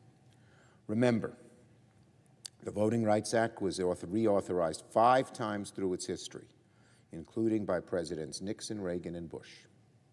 Many of my Republican colleagues have worked in the past to improve pre-clearance provisions similar to the ones contained in our latest proposal. If it was good enough, it was good enough for Republicans back then, Republicans who were true conservatives. It should be good enough for our Republican friends today. But they won't even support that. In fact, they won't even support a vote to open debate. The sole exception in 10 months has been our colleague from the senator from Alaska, once on 4 votes. But where is the rest of the party of Abraham Lincoln? Down to the last member, the rest of the Republican conference has refused to engage, refused to debate, even refused to acknowledge that our country faces a serious threat to democracy. Leader McConnell this week seemed to refer to laws I talked about earlier as mainstream here on the floor. What is he talking about?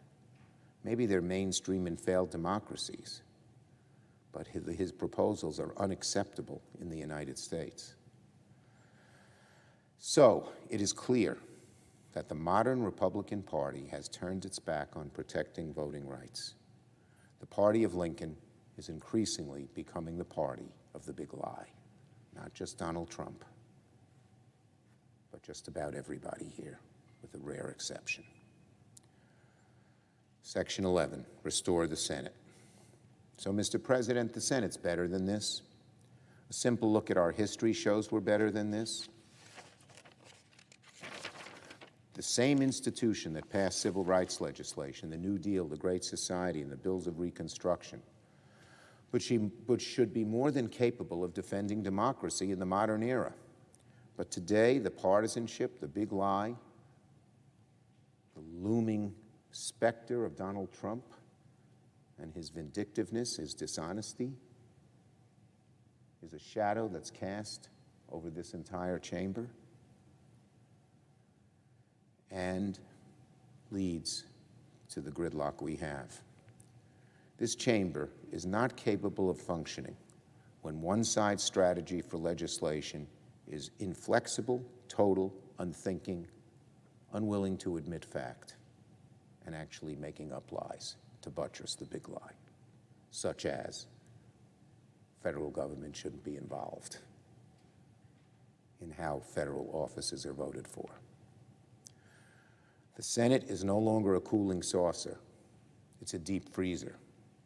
Anyone who's been here for more than a few years knows the gears of the Senate have ossified. The filibuster is used far more today than ever before, by some measures 10 times as much compared to past decades. And by some measures, the filibuster, again, let me say it again, by some measures, the filibuster is used as much as 10 times today compared to the past decade. My colleague from Oregon's an expert on this, and my guess is we'll perorate on it. Some might wonder if any of the great accomplishments of the past would have had a chance of passage today. Would the Social Security Act pass the modern Senate? Medicare and Medicaid? Civil rights? We sure hope they would, but it's difficult to see with the way the chamber works this day. As I've said since the fall, if this sort of obstruction will continue, I believe the Senate needs to be restored to its rightful status as the world's greatest deliberative body. It was that in the past. It is certainly not that now. It earned that title precisely because, yes, debate is a central feature of this body and always will be. But at the end of the day, so is governing. So is taking action when needed, once the debate has run its due course. This is an old fight in this chamber. Over 100 years ago, the great senator of Massachusetts, Henry Cabot Lodge, said that, quote, "To vote without debating is perilous, but debate and never vote is imbecile." To vote without debating is perilous, but to debate and never vote is imbecile.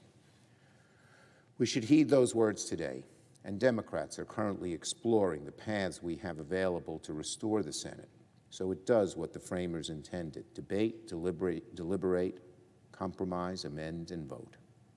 As I said in my dear colleague earlier this week, if Republicans continue to hijack the rules of the chamber to prevent us from protecting our democracy, then the Senate will debate and consider changes to the rules on or before January 17th, Martin Luther King Jr. Day. As we hold this debate, I ask my colleagues to consider this question.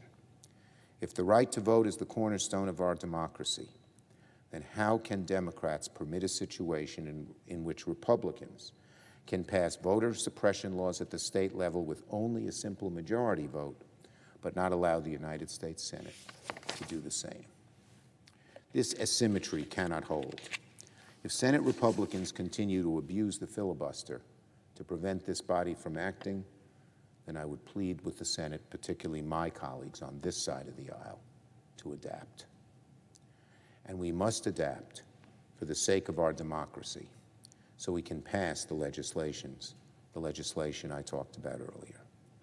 In conclusion, last section. Now, as I near the end of my remarks, let me appeal to an important moment from history. In the aftermath of the Civil War, and as the nation began the colossal work of Reconstruction, America was more divided than at any point in history. I'm reading Grant's biography now, that's clear. It was hard to imagine that a single nation could endure after the bloody conflict of the previous 4 years. At the time, the Congress set to work on granting newly freed slaves the basic freedoms that had long been denied to them. Back then, it was the party of Lincoln, which a century and a half later bears little resemblance to what we see among their ranks today. These freedoms were eventually enshrined federally in the 14th and 15th Amendments, granting due process and the right to vote to all citizens, regardless of color or race. Today, these amendments rank as some of the greatest and most revered accomplishments in congressional history. They are proof that our country is capable of living up to its founding promise, if we are willing to put in the work. But at the time, the minority party in both chambers refused to offer a single vote for any one of the civil rights legislation put forth during Reconstruction. Not one vote, not one vote. And it was, of course, the Democratic Party that was not offering the vote. They argued these bills represented nothing more than the partisan interests of a majority. A power grab, they said, if you will, from vengeful Northerners. But that didn't stop the majority. If basic freedoms meant going it alone, they knew they had to do it. To the patriots after the Civil War, this wasn't partisan, it was patriotic. And the American democracy is better off today because the patriots in this chamber at the time were undeterred by minority obstruction. On this day, the day after we mark the one-year anniversary of an armed insurrection at the U.S. Capitol, rooted in a big lie that is eroding our democracy, the question before the Senate is, how will we find a path forward on protecting our freedoms in the 21st century? Members of this body now face a choice. They can follow in the footsteps of our patriotic predecessors in this chamber, or they can sit by, just as the segregationist-oriented Democrats in the post-Civil War era did, and try to have democracy unravel. I do not believe that we want our democracy to unravel. I do not believe it's the ultimate destiny of this country. It is a grand country, as the Founding Fathers called it, God's noble experiment. I truly believe our democracy will long endure after these latest attacks. I believe that because what I said at the very beginning of my remarks. The long history of this country is a long march towards expanding our democracy, towards making more perfect what our founders sought to establish. It took millions of Americans hundreds of years to make this country what it is today. Americans of every age and color and creed who marched and protested, who stood up and sat in. Americans who died defending democracy in its darkest and lowest hours. On Memorial Day in 1884, Oliver Wendell Holmes told his war-weary audience that whether one accepts from fortune her spade and will look downward and dig, or from aspiration her axe and cord and will scale the ice, the one and only one success which it is yours to command is to bring to your work a mighty heart. I have confidence that Americans of a different generation, our generation, those of us in this chamber, will bring to our work a mighty heart, to fight for what is right, to fight for the truth, to never lose faith, and to protect the precious gift handed down to us by those brilliant framers. And by the grace of God, I know that our democracy shall not perish in this hour, but rather endure today, tomorrow, for generations to come.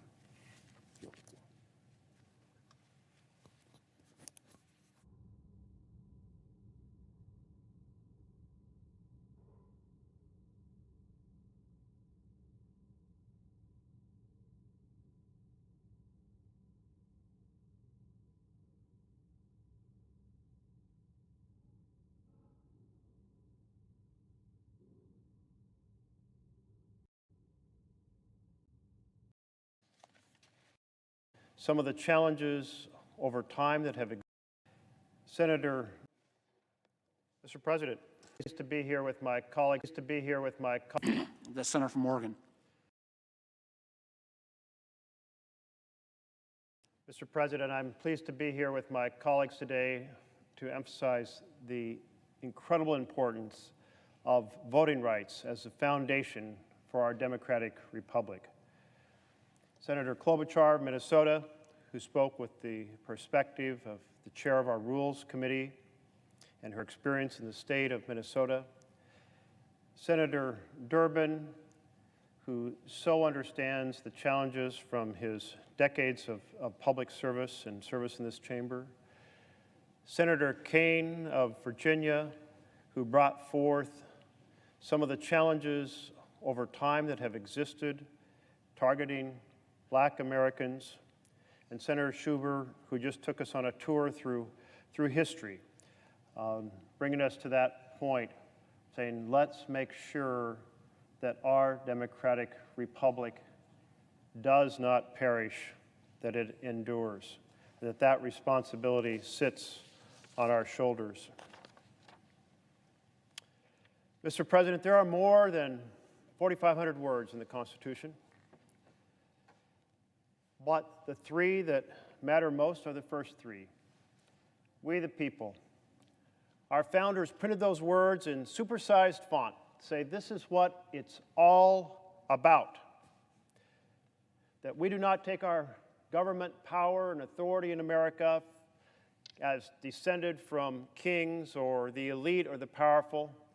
Our government takes its authority and power from the people up. And that is accomplished through the ballot box. We are a nation with a government, as President Lincoln so eloquently said, of the people, by the people, and for the people. That's why the ballot box is the beating heart of our democracy. It's the ballot box that is the physical manifestation of every American's sacred right to have a voice in their government through their vote.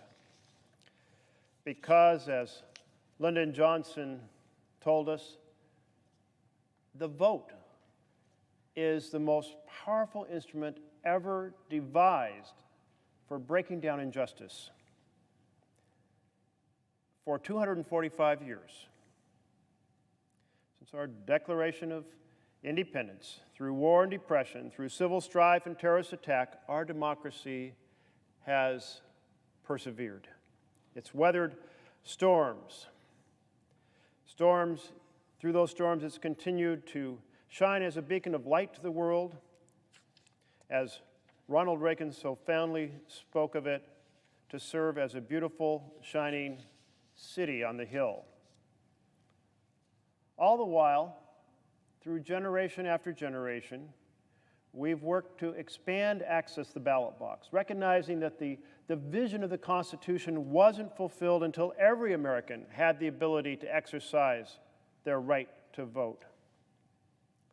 And for most of our lives in this generation, we haven't really worried about the strength of our democratic institutions. We've read about presidents around the world writing a new constitution and throwing the old out without process of wiping out the clause that limited them to 2 terms or to 1 term and continuing on, of show that were put on in terms of legislative function that was just a cover story for authoritarian power. But here, we've thought we have practiced for more than 200 years converting the power of the people into representative democracy and decisions made through the House and the Senate and the President of the United States. We took for granted that they worked, because they had worked for generation after generation, election after election, year after year. But now in recent years, we come to realize that we shouldn't have taken the strength of our institutions for granted. We've come to see all too clearly that these institutions are fragile. We have seen the relentless efforts to undermine faith in our institutions. We've seen the attacks on our free press. We've seen the siloing of channels of information into different 24-hour cable news networks. And we've seen the echo chamber of social media. We have experienced the impact that has occurred attacking the basic right to vote, being torn away by the highest court in the land, to political leaders deliberately lying to and deceiving the American people, and fanning the flames of hate and bigotry, of division and discrimination for their political gain. Then just over a year ago, we saw it culminate in a violent mob of extremists stirred up and unleashed by a man who couldn't face the reality of his electoral loss, and that mob stormed this very building to stop the wheels of democracy from turning. I was sitting here in this chamber, and I well remember the agents rushing down the center aisle up to the podium to sweep away the vice president to safety, wondering why they were running down the aisle, because that doesn't happen here in the Senate. We heard the sounds of people outside these doors and wondered what was going on. We saw our Sergeant of Arms team start to lock the doors of this chamber. All of it just an extraordinary moment. And then, because we have smartphones, we started to understand what was going on outside of the Capitol and inside of the Capitol. Later, we learned of the incredibly valiant acts of an officer named Eugene Goodman, who, as the first wave of the mob ascended the staircase that's just outside the chamber in this direction, proceeded to essentially challenge the leader of that group, shoving him slightly and backing up away down that hallway to move the mob away from entering the double doors that were closer by, buying more time for the security of this chamber. It's hard to believe that men and women in this building were chanting for the death of Nancy Pelosi, and the death of the Vice President of the United States of America, calling for him to be hanged. Because we started to understand the threat, I heard whispered phone calls to loved ones saying, "I'm okay, I think I'm fine."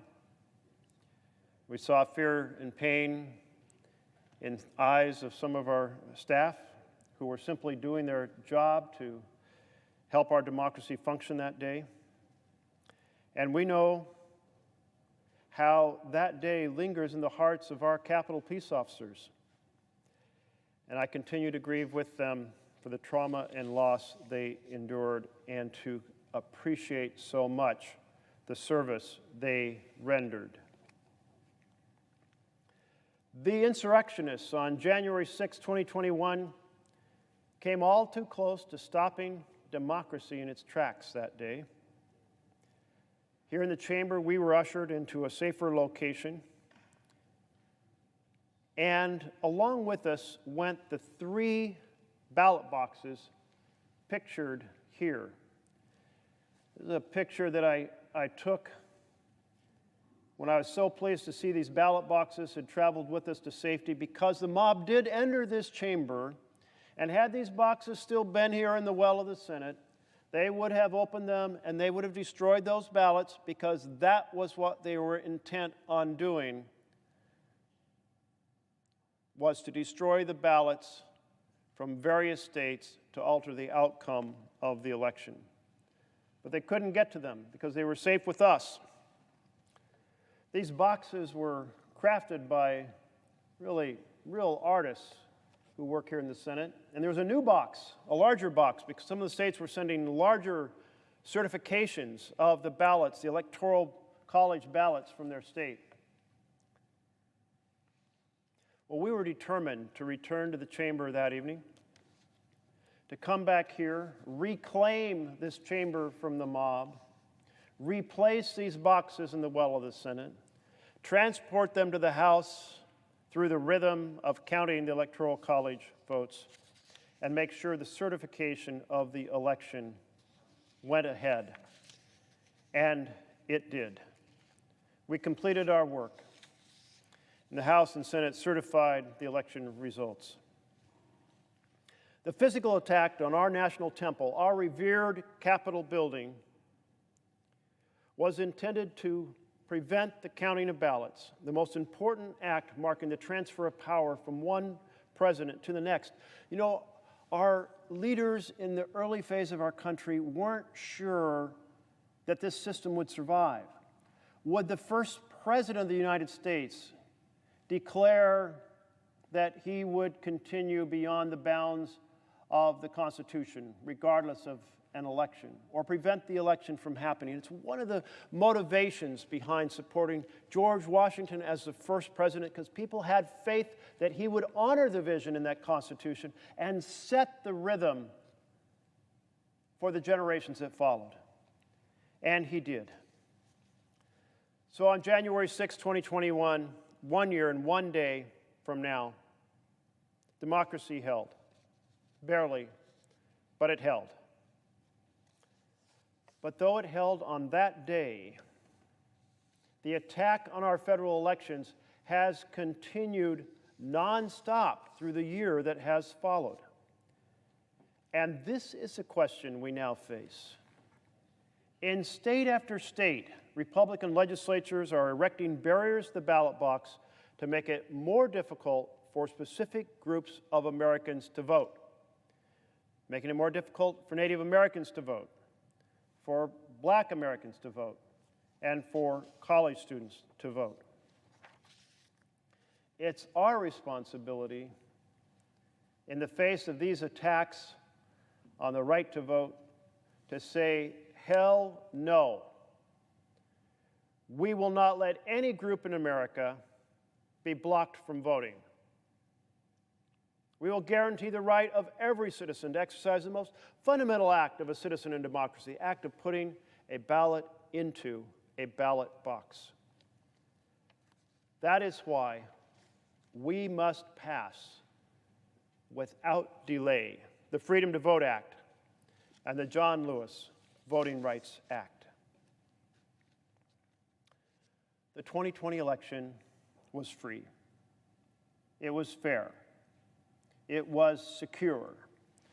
In every analysis, in every court hearing, in every recount, in every audit, we have found that the election of 2020 was free and fair and secure.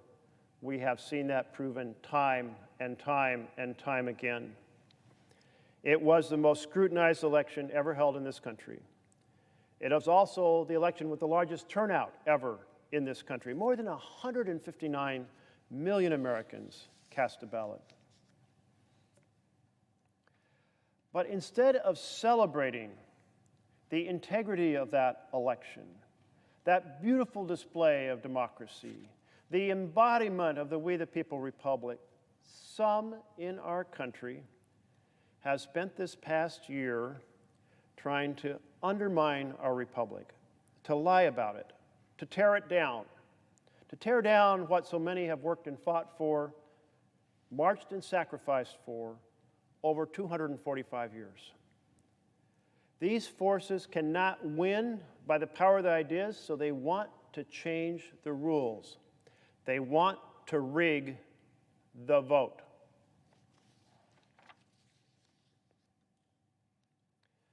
So how do you do that? Well, the states make laws to make it harder to register to vote. The states make laws to allow those on the voting rolls to be thrown off without them even knowing they've been thrown off, to purge the voting rolls in a discriminatory fashion. You make it harder for early voting. You make it harder to vote by mail. And the consequence of making early voting and vote by mail hard is you direct the voting to Election Day, and on Election Day you have a set of time-tested tactics to block the ballot box. What are these tactics? Well, one, you understaff the precinct voting location, so the line is very long in places where you don't want people to vote. In Georgia, in the last election, in those precincts where the electorate was 80% white, the wait time was an average of about 5 minutes. In those precincts where the electorate was 80% black, the wait time was about 50 minutes or 10 times longer. This did not happen by accident. What else can be done? You move the location of the precinct voting location so people go to the wrong place, in the places where you don't want them to vote. You put them in places where there isn't much parking, so they have to walk a long ways to get to the polling place. You let the machines malfunction and have no one around to fix them to increase the length of the line. You ban volunteers from giving food and water to the people who are standing in a line hour after hour after hour. You put out text messages saying, "We're so sorry you missed the vote last week," when in truth the vote is the next Tuesday coming, but you make people think they missed the vote so they won't show up. Or you put out messages saying, "We hope you'll vote on this date," which is a week after the real vote, so people don't show up on Election Day. All of these things happen, and when I read about them happening, I think about how important early voting and vote by mail are. If you want to look at ballots being stolen, the right to vote being stolen, the corruption of voting, look to these corrupt activities on Election Day. Those are stealing the votes. That's where the crime is being committed. And that is the crime we need to stop. Now, in Oregon, we were the first state to have vote by mail. And it started with the Republican Party saying, let's get everybody signed up for absentee ballots because we know we can increase turnout. And then the Democrats said, that's a really good idea. Let's get all our folks to sign up for absentee ballots. So when I first ran for the state legislature, half the state was voting by absentee ballot and half was voting at the polls. And then in the next election, the state said, we liked voting by absentee ballot for so much, let's give vote by mail to everyone. And it was embraced by both parties. And I remember going door to door and people telling me, we really love not having to worry about the challenges of election day, of parking, of weather. I've got a bad hip and I can't stand in line. I have to pick up my children after I get off work and I won't have time to stand in line. Why did President Trump attack vote by mail? He hated vote by mail because it takes away the cheating on Election Day that he feels can be implemented to benefit Republicans across this country. President Trump is the primary proponent of cheating Americans out of their right to vote. This chamber has to act.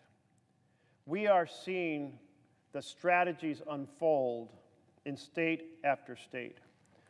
Last year, 440 bills were introduced in multitudinous states aimed at restricting the freedom to vote. 34 of those bills have been passed into law in 19 states, restricting access to the ballot box, threatening the integrity of our elections. The first week of this new year, 13 bills were filed in Arizona and New Hampshire. 88 bills were introduced last year that are carrying over in the 2022 legislative session in 9 states, including swing states like Pennsylvania and Wisconsin. We can see how prevalent the activity is. You know, when we were wrestling with the right to vote in the 1960s, it was primarily a challenge of the southern United States using strategies targeted at Black Americans. But now we have the challenge of strategies being enacted across the country targeting Black Americans and Native Americans and young Americans. So let's take a look at this at some of the key swing states. Arizona. For over a decade, voters have been mailed a ballot. Now, currently, if you're an infrequent voter and you don't vote early in 2 election cycles, you can be removed from the permanent early voting list, meaning you no longer automatically receive that ballot, meaning that you are expecting it, but you don't get it when you realize that you have to go to the polls. It may be too late, making it harder for targeted folks to vote by having discriminatory purging of the voting rolls. 70% of Arizonans are on that permanent early voting list. 80% of Arizona voters cast a ballot by mail in 2020. It's estimated that under this law, 200,000 voters in the state of Arizona might be removed from the list. And many of them will not realize they've been removed until it's too late. Think about how significant that is in a state that President Biden won by less than 11,000 votes. What else in Arizona? You have the power being taken away of the Secretary of State to control election litigation, to defend the ballot box, and it's being moved to the Attorney General. Now, why would Arizona move it from the Secretary of State, where it's always been, to the Attorney General? Well, they're moving it because the Secretary of State is a Democrat and the Attorney General is a Republican, and they want a partisan angle on enforcement of voting laws.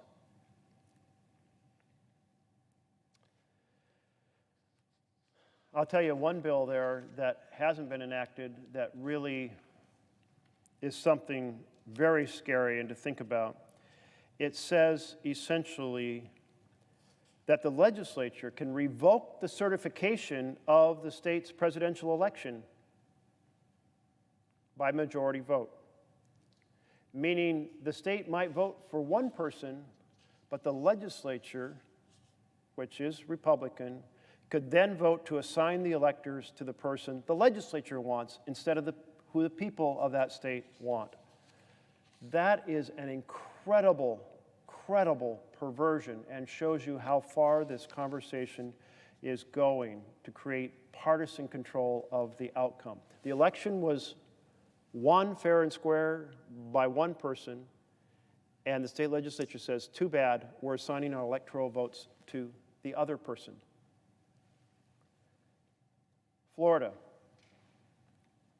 Florida's enacted an omnibus election bill. It attacks mail-in voting. It requires voters to continually renew their request for a mail-in ballot. It used to be that was once every 4 years, but now it's continuous. 1/3 of Floridians voted by mail in 2018. 1/2 mailed in their ballots in 2020. The overwhelming majority of those were Democrats, so if you take away vote by mail, the thought is you can warp the outcome of the election. Their omnibus bill puts up restrictions on drop boxes, requiring them to be supervised in person. They make it hard to drop off your ballots. And the goal, of course, is if you make it hard to drop off ballots, maybe that ballot will sit on your kitchen counter and never get filed and never be, therefore, have an impact. And Florida, like Georgia, has stopped volunteers from handing out food and water to voters waiting in long lines. You know, every time I hear that, I think, are we not familiar with the story of the Good Samaritan who goes down the road and he sees someone beaten up by the side of the road and goes over to help that individual and get them to safety and cover the expenses for their lodging and their food? Well, here, Good Samaritans are being outlawed from providing food and water to people trapped in line for a long period of time. That's not in Florida, but in Georgia too. And so let's turn to Georgia. They enacted legislation that attacks early voting. It eliminates 5 weeks of early voting in runoff elections. 5 weeks.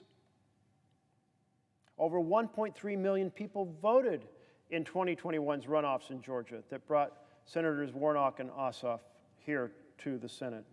It attacks voting registration. You can't register to vote when a runoff election is occurring.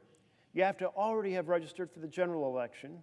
And why did they do that? Because 70,000 people registered to vote during the 2021 runoffs, and more Democrats and Republicans registered in that period. So prejudicially, they want to cut that off.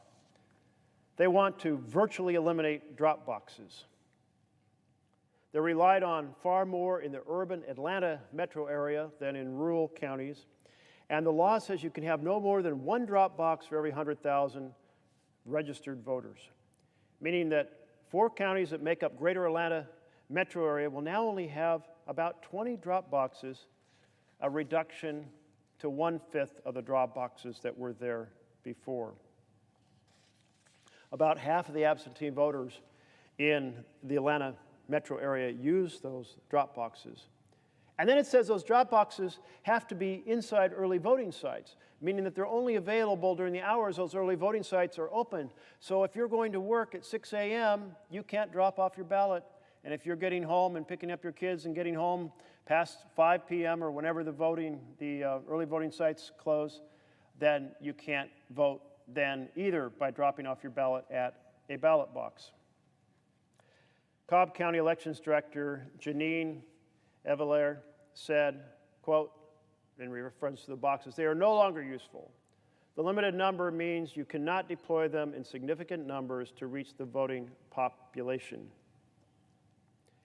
In Georgia also, the law gives power to interfere directly with people's votes.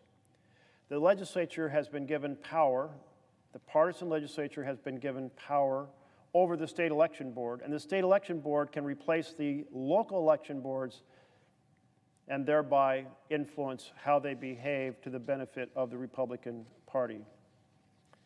And it also gives the ability of an individual to challenge countless numbers of voters' rights to cast a ballot. To sum up, in Georgia, they're making it harder to get a ballot in the mail. They're making it easier to intimidate voters at the polls, and they're making it easier to rig the results after the votes have been cast. How about Iowa? Iowa, the enacted omnibus election legislation attacks early voting, takes away 9 days of early voting. It reduces it by a third, from 29 to 20 days. It attacks in-person voting. As Senator Klobuchar pointed out, it says you have to close the polls an hour earlier, making it harder for people who work late in the evening to be able to vote. It attacks vote by mail. Let's turn to Montana. Montana has enacted HB 176 that eliminates same-day registration. It's been in place for 15 years. 8,200 Montanans used the option on Election Day in 2020, but prejudicially wiped out. Senate Bill 169, also enacted, requires voters who do not have certain specified IDs to get 2 forms of ID in order to vote at the polls, making it harder to vote at the polls. HB 506, also enacted, prohibits the mailing of ballots to new voters who are eligible to vote on Election Day but are not yet 18, an attack on younger voters. Why? Because younger voters tend to vote more often for the Democratic candidate. And Senate Bill 319 bans voter registration education activities on public college campus buildings such as dorms, dining halls, and athletic facilities. An absolute attack on the ability of college students to vote. Why? Because they tend to vote more Democratic. This strategy of deliberately attacking the ability to vote of young Americans, college students, Native Americans, and Black Americans to vote is so wrong. It is unethical. It violates the very premise of our Constitution that gives every American the right, the equal right to participate. New Hampshire.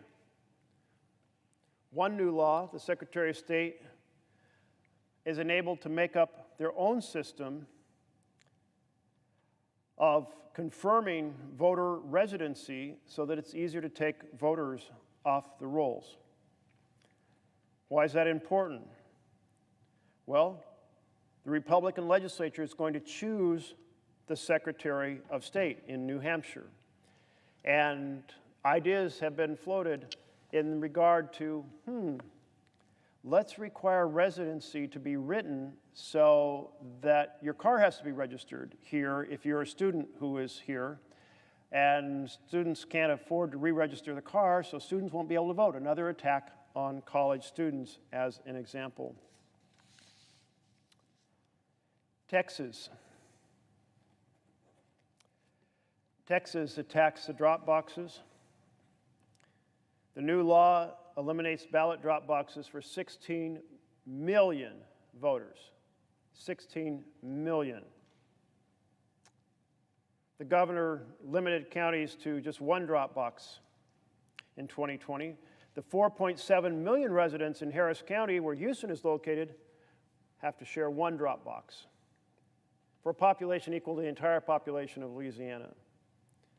It stops 127,000 voters in Harris County who availed themselves of curbside voting from availing themselves of curbside voting in the future. The legislature eliminated it. I think the point should be adequately clear at this moment that in state after state after state, Republican legislators and Republican-controlled legislatures are creating prejudicial laws to block Democratic constituencies that tend to favor the Democratic Party from voting.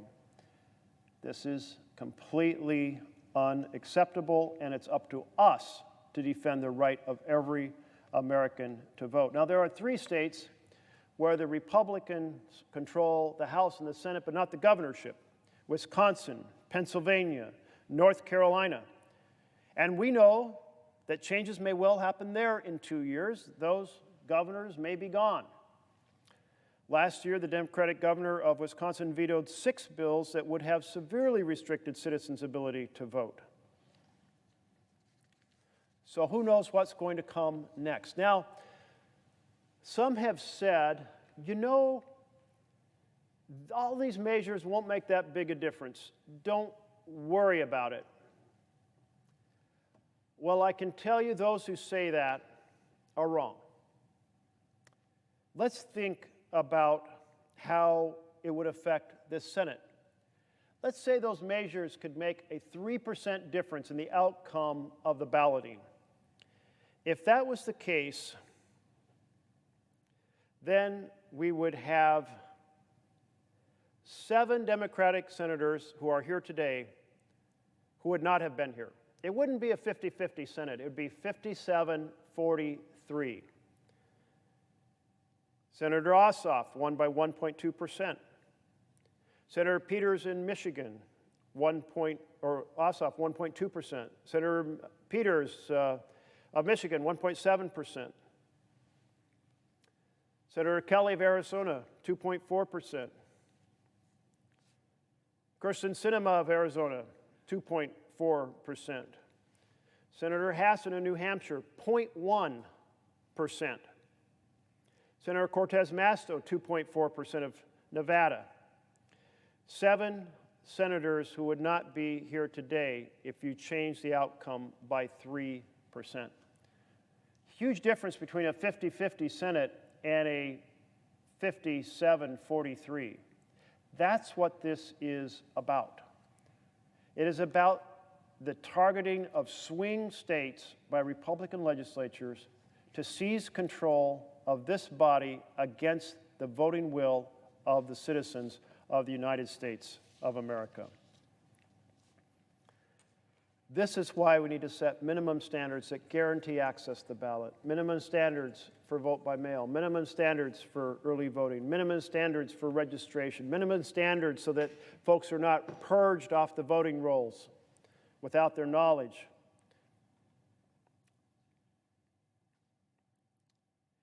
I think about democracy, which we sometimes assume is the path more traveled by countries around the world.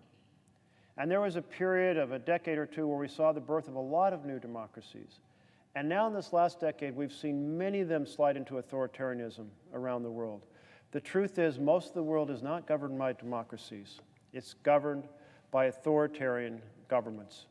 Democracy is the road less traveled. It takes incredible vigilance to defend the ability of the citizen to participate. And here we are at that moment where we have to defend the ability of the citizen to participate. That vigilance, that responsibility, that weight of preserving our We the People Republic is on our shoulders.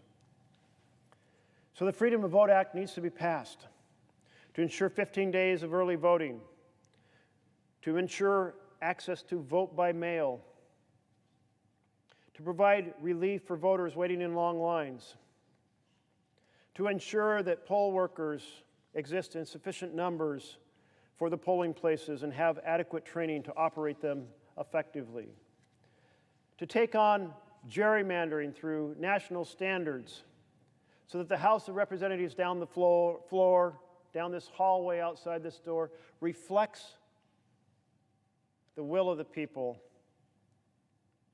instead of being rigged for the powerful. And the bill is needed to take on dark money. Money no one knows where it comes from. Now, if you or I donate $100 to a campaign, it's recorded. Everyone knows that we donated that money. But if the billionaire spends tens of millions or hundreds of millions of dollars, it's done in secret, dark money. Americans of every political entity, of Democrat, Republican, Independent, know this is corrupt. know that it shouldn't happen, know that the same thing should apply to the billionaire as the ordinary citizen. We need to pass the Freedom to Vote Act, and we need to pass the John Lewis Voting Rights Bill. That bill restores pre-clearance. The 1965 bill, Voting Rights Bill, it was a pre-clearance bill. It said those states that have conducted violations of the rights of citizens to vote can't change the election laws without getting them pre-cleared to make sure they're not prejudicial on the basis of race. The Supreme Court has gutted that. The Supreme Court has operated as the supreme legislature of the land and decided it wanted to legislate out what this body and the House of Representatives passed overwhelmingly in a bipartisan fashion. The 2013 Shelby County decision opened the floodgates to voter suppression and voter repression with laws like the ones I've been talking about. Pre-clearance protects us against those corrupt strategies that are yet to come, while the Freedom to Vote Act protects us against the activities that have already occurred. We need to do both.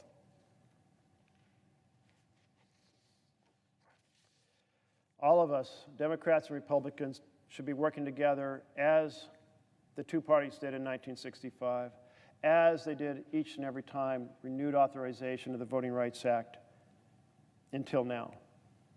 But now, under the sway of President Trump, who has become the chief champion of cheating Americans out of their right to vote, they have decided to abandon their responsibility to defend the Constitution.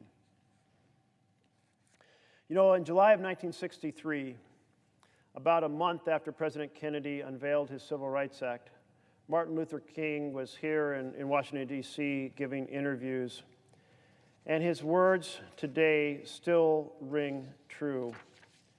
The tragedy, he said, is that we have a Congress with a Senate that has a minority of misguided senators that want to keep people from even voting. We thought that was cured in 1965.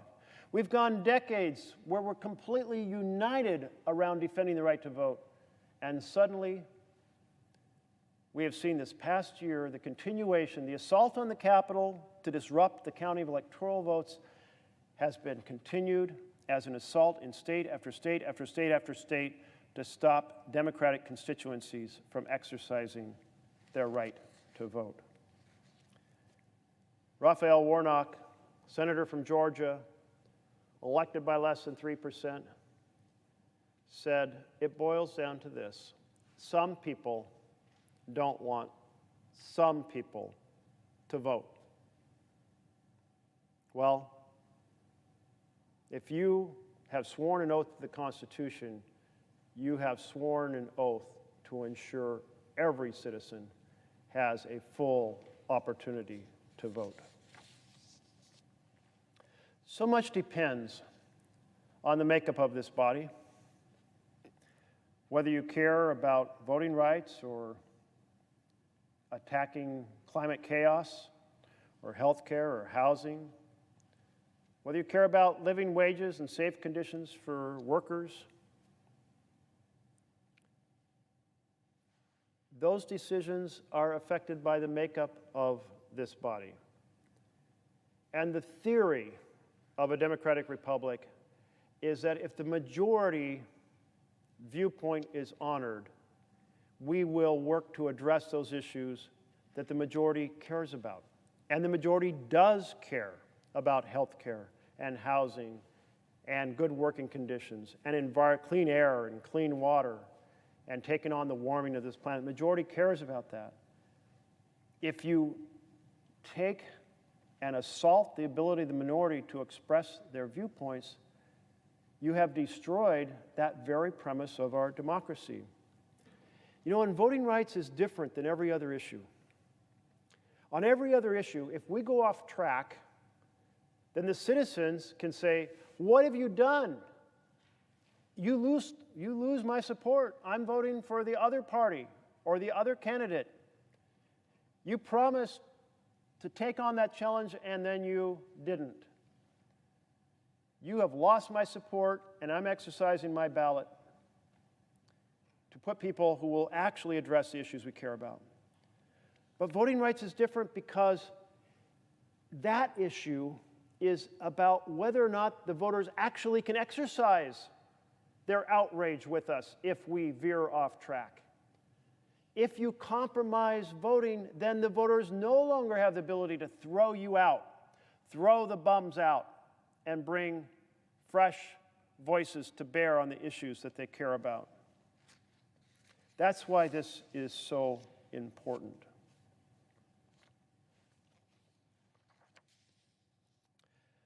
I'm going to pivot to a little bit of history, because for us to be able to vote on voting rights in this chamber, we have a problem. And the problem is the current rule of the Senate requires 60 votes to allow us to get to a final vote, a final majority vote. In essence, we have become a chamber where policies cannot be passed except by 60 votes of support. So many think, isn't this the way the Senate was designed? Isn't this the way that our founders envisioned the Senate? Didn't they talk about the Senate being a cooling saucer, an expression attributed to President Washington that historians say he never said, but still it captures the understanding of this chamber? That is, that this chamber would be a little more steady than the House would, because we'd have longer terms, 6-year terms instead of 2-year terms.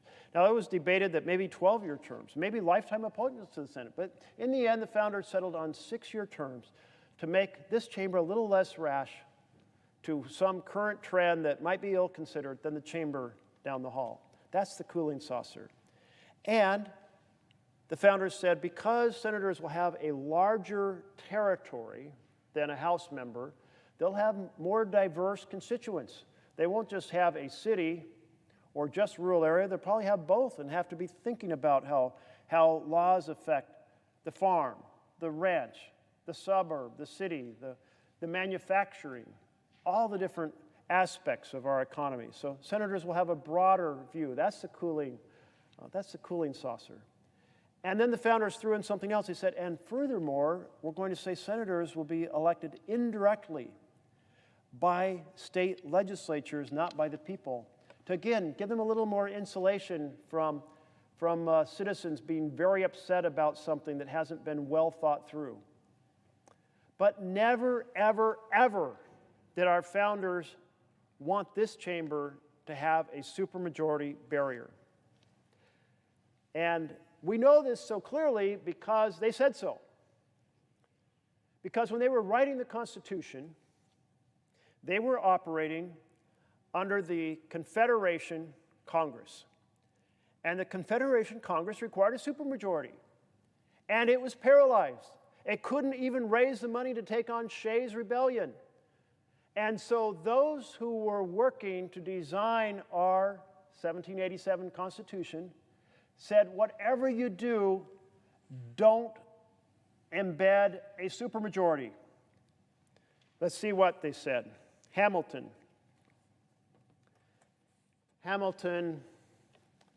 in the Federalist Papers, number 22, he said, if a minority can control the majority, the result will be tedious delays and contemptible compromises of the public good.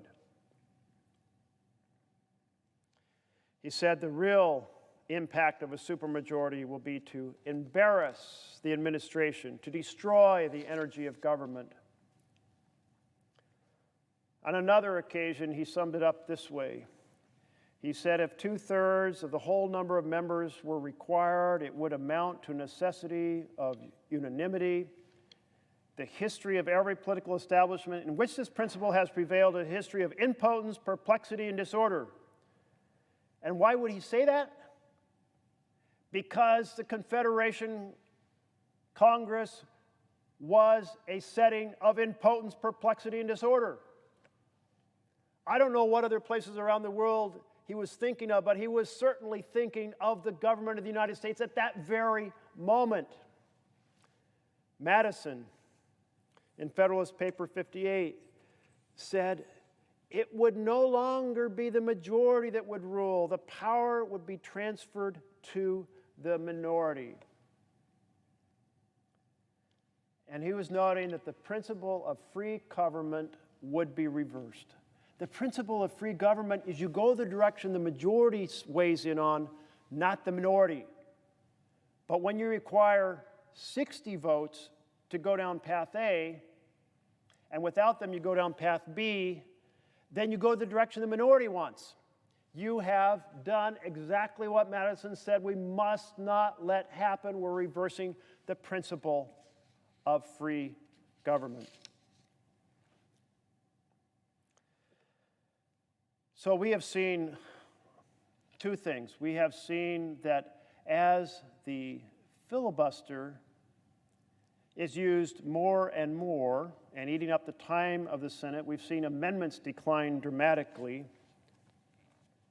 We've seen, for example, in the 109th Congress, some 314 amendments that has declined to just 26 amendments in the last Congress, the 116th Congress. We're currently in the 117th. And why is it? Well, senators can't come to the floor and offer an amendment. When I was first here as an intern, covering the floor for Senator Hatfield during the Tax Reform Act of 1976, I watched how one amendment was debated for an hour or so, voted on, and then half a dozen to a dozen senators would say to the chair, Mr.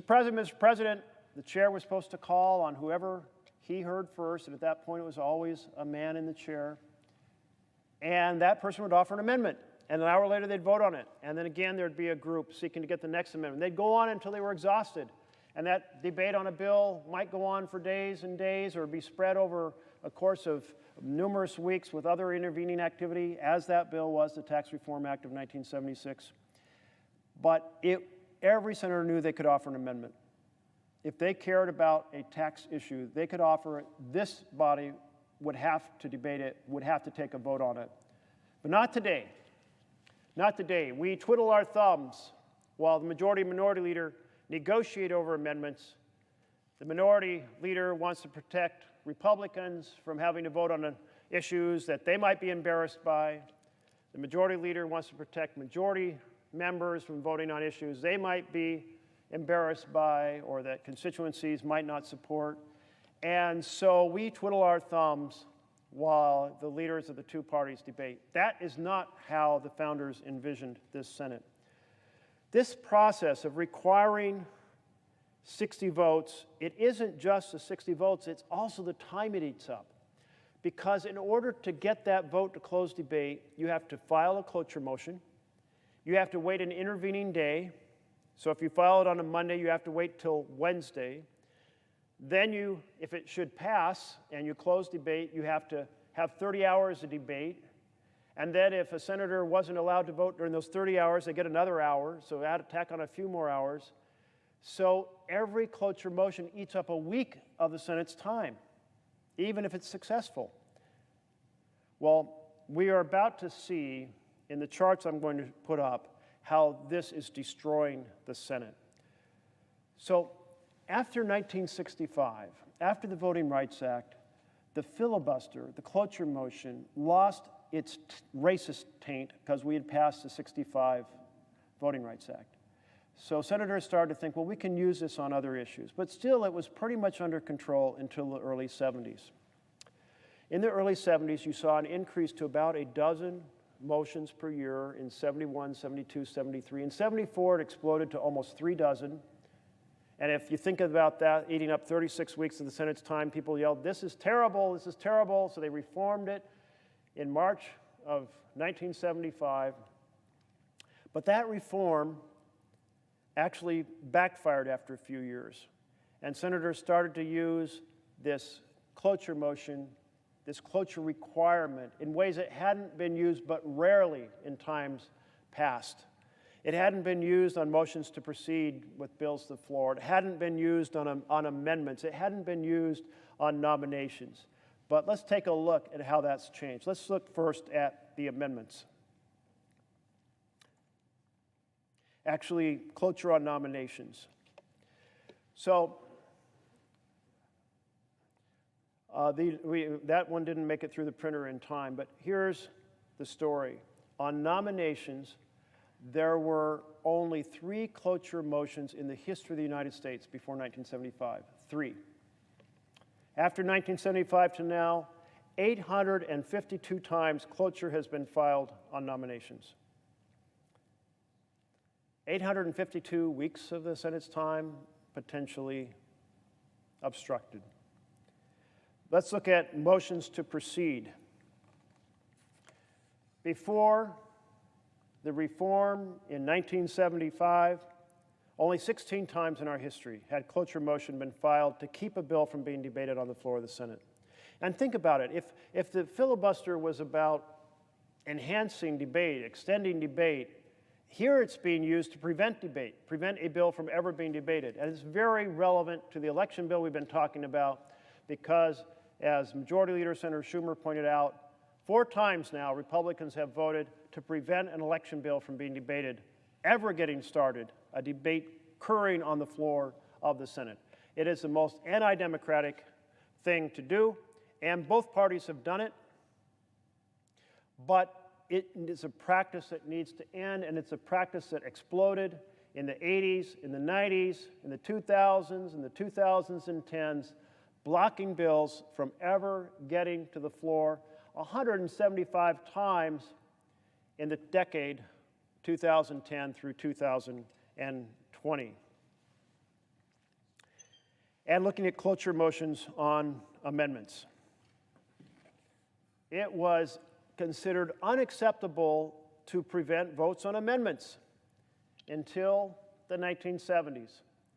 And then the practice expanded.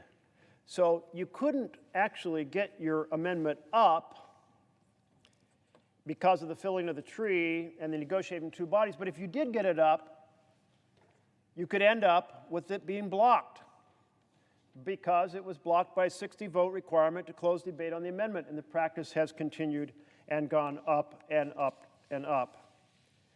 And how about on final passage?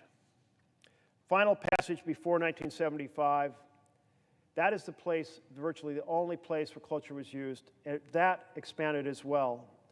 So we are seeing that the cloture motion that takes up a week expanded in every single realm. And now we're at an average of more than 100 per year. More than 100 per year. We don't have 100 weeks in a year. So the filibuster in its best form is the ability of the minority to stand here on the floor and speak to delay action while they use that leverage to negotiate amendments or to negotiate a compromise. And both sides have an incentive to reach a deal. They have an incentive to reach a deal because those who are filibustering, it takes time and effort, and that's difficult, so they have an incentive to reach a deal. And the majority, which is responsible for getting things done, has the goal of not having lots of time eaten up by filibusters. So both sides have an incentive to negotiate. But under the current 60-vote requirement, that is not a filibuster. It's a 60-vote requirement. It is a minority veto, and because it's a minority veto, it doesn't incentivize negotiation. It does the exact opposite, especially with the polarized tribal politics of today. The base of both parties wants us to stop the other party. And so we paralyze each other. It's Mahatma Gandhi to whom it's attributed the phrase, an eye for an eye makes the whole world blind. It is the same challenge here. If Democrats do everything they can to prevent Republican ideas from getting into law to be tested, and Republicans do everything they can to prevent the Democratic ideas from being tested, then no ideas are tested, and no issues are addressed, and the legislature fails its responsibility to the people of the United States of America, and that's what's happening right now. We are failing our responsibility to the people of the United States of America. Now, there are two ways that we can get that election bill so vital to our responsibility under the Constitution, so vital to defending the rights of Americans to vote, to the floor of the Senate and off the floor. One is to create a carve-out that says we will not apply the 60-vote standard to the election bill because the election bill is too vital. The second is to rehabilitate, re-energize the filibuster. Return to the vision that if you want to slow things down, you have to be on the floor speaking. And the way that it worked was that you kept that power in place by making sure there were continuous speeches one after the other, because if there was a break, the chair could call the question. That means it becomes before the public. That's a good thing.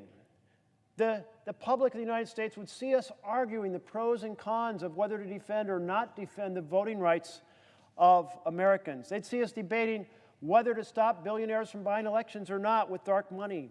They would see us debating the finer points of stopping gerrymandering so the principle of equal representation would either be honored or not honored. That debate would be healthy for the United States of America.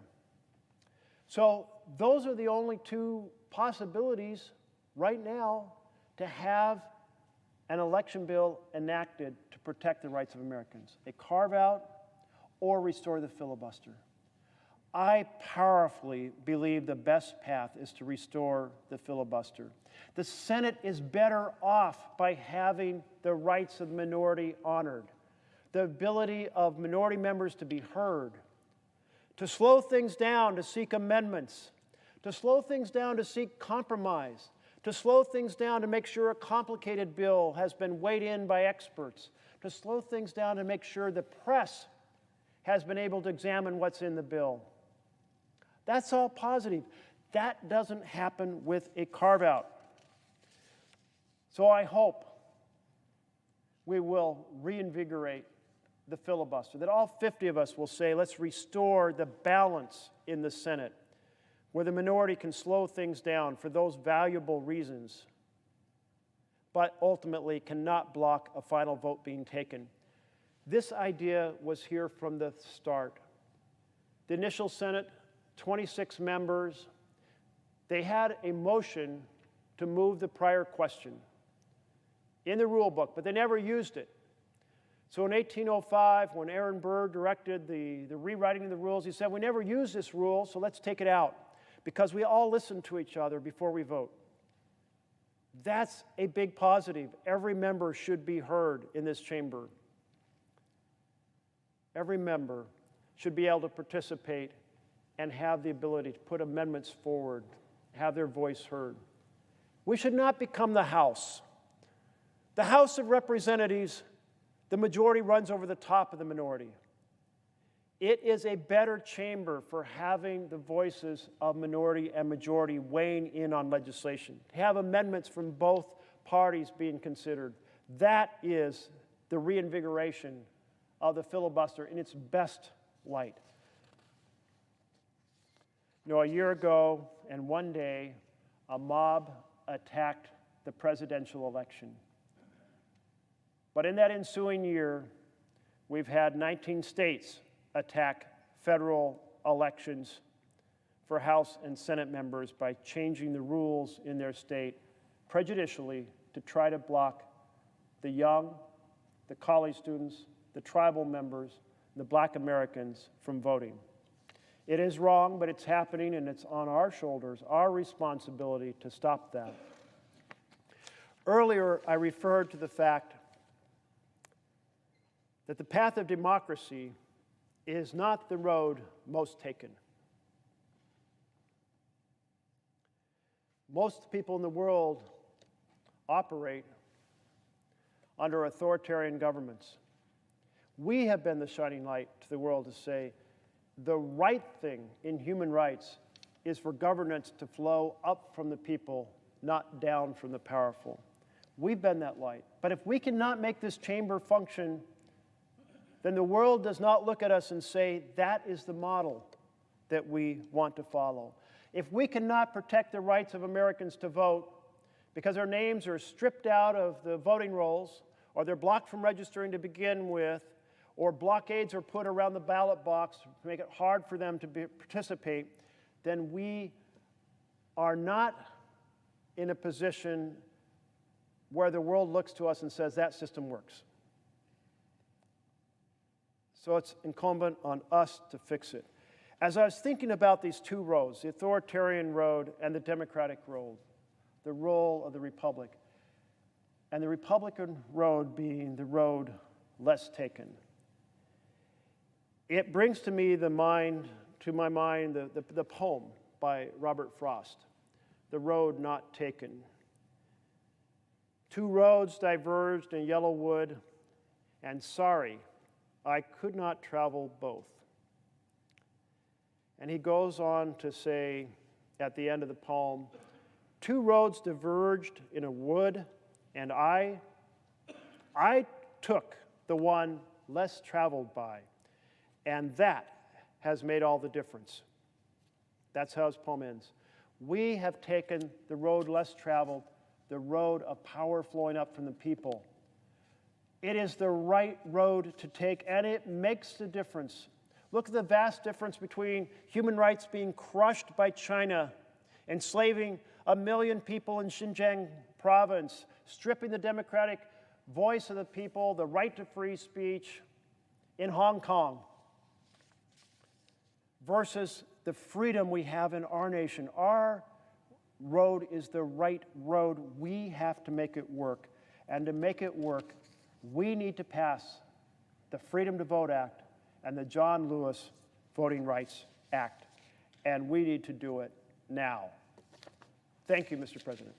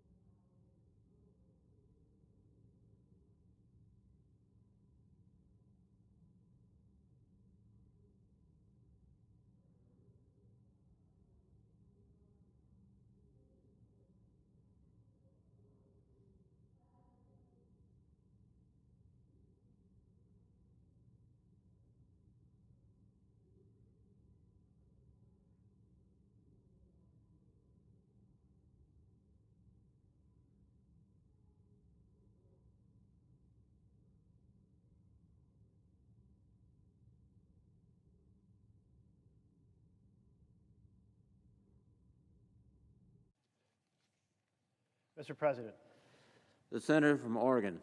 I ask unanimous consent that the Senate proceed to legislative session and be in a period of morning business with senators permitted to speak therein for up to 10 minutes each.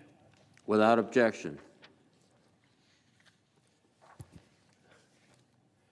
Mr. President, I ask unanimous consent that when the Senate completes its business today, it adjourn until 3 p.m. on Monday, January 10th, that following the prayer and pledge, the morning hour be deemed expired, the journal of proceedings be approved to date, the time for the two leaders be reserved for their use later in the day, and morning business be closed.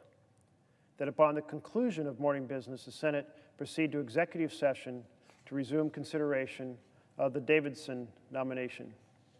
Without objection. Mr. President, if there's no further business to come before the Senate, I ask that it stand adjourned under the previous order. The Senate stands adjourned until 3 p.m. Monday.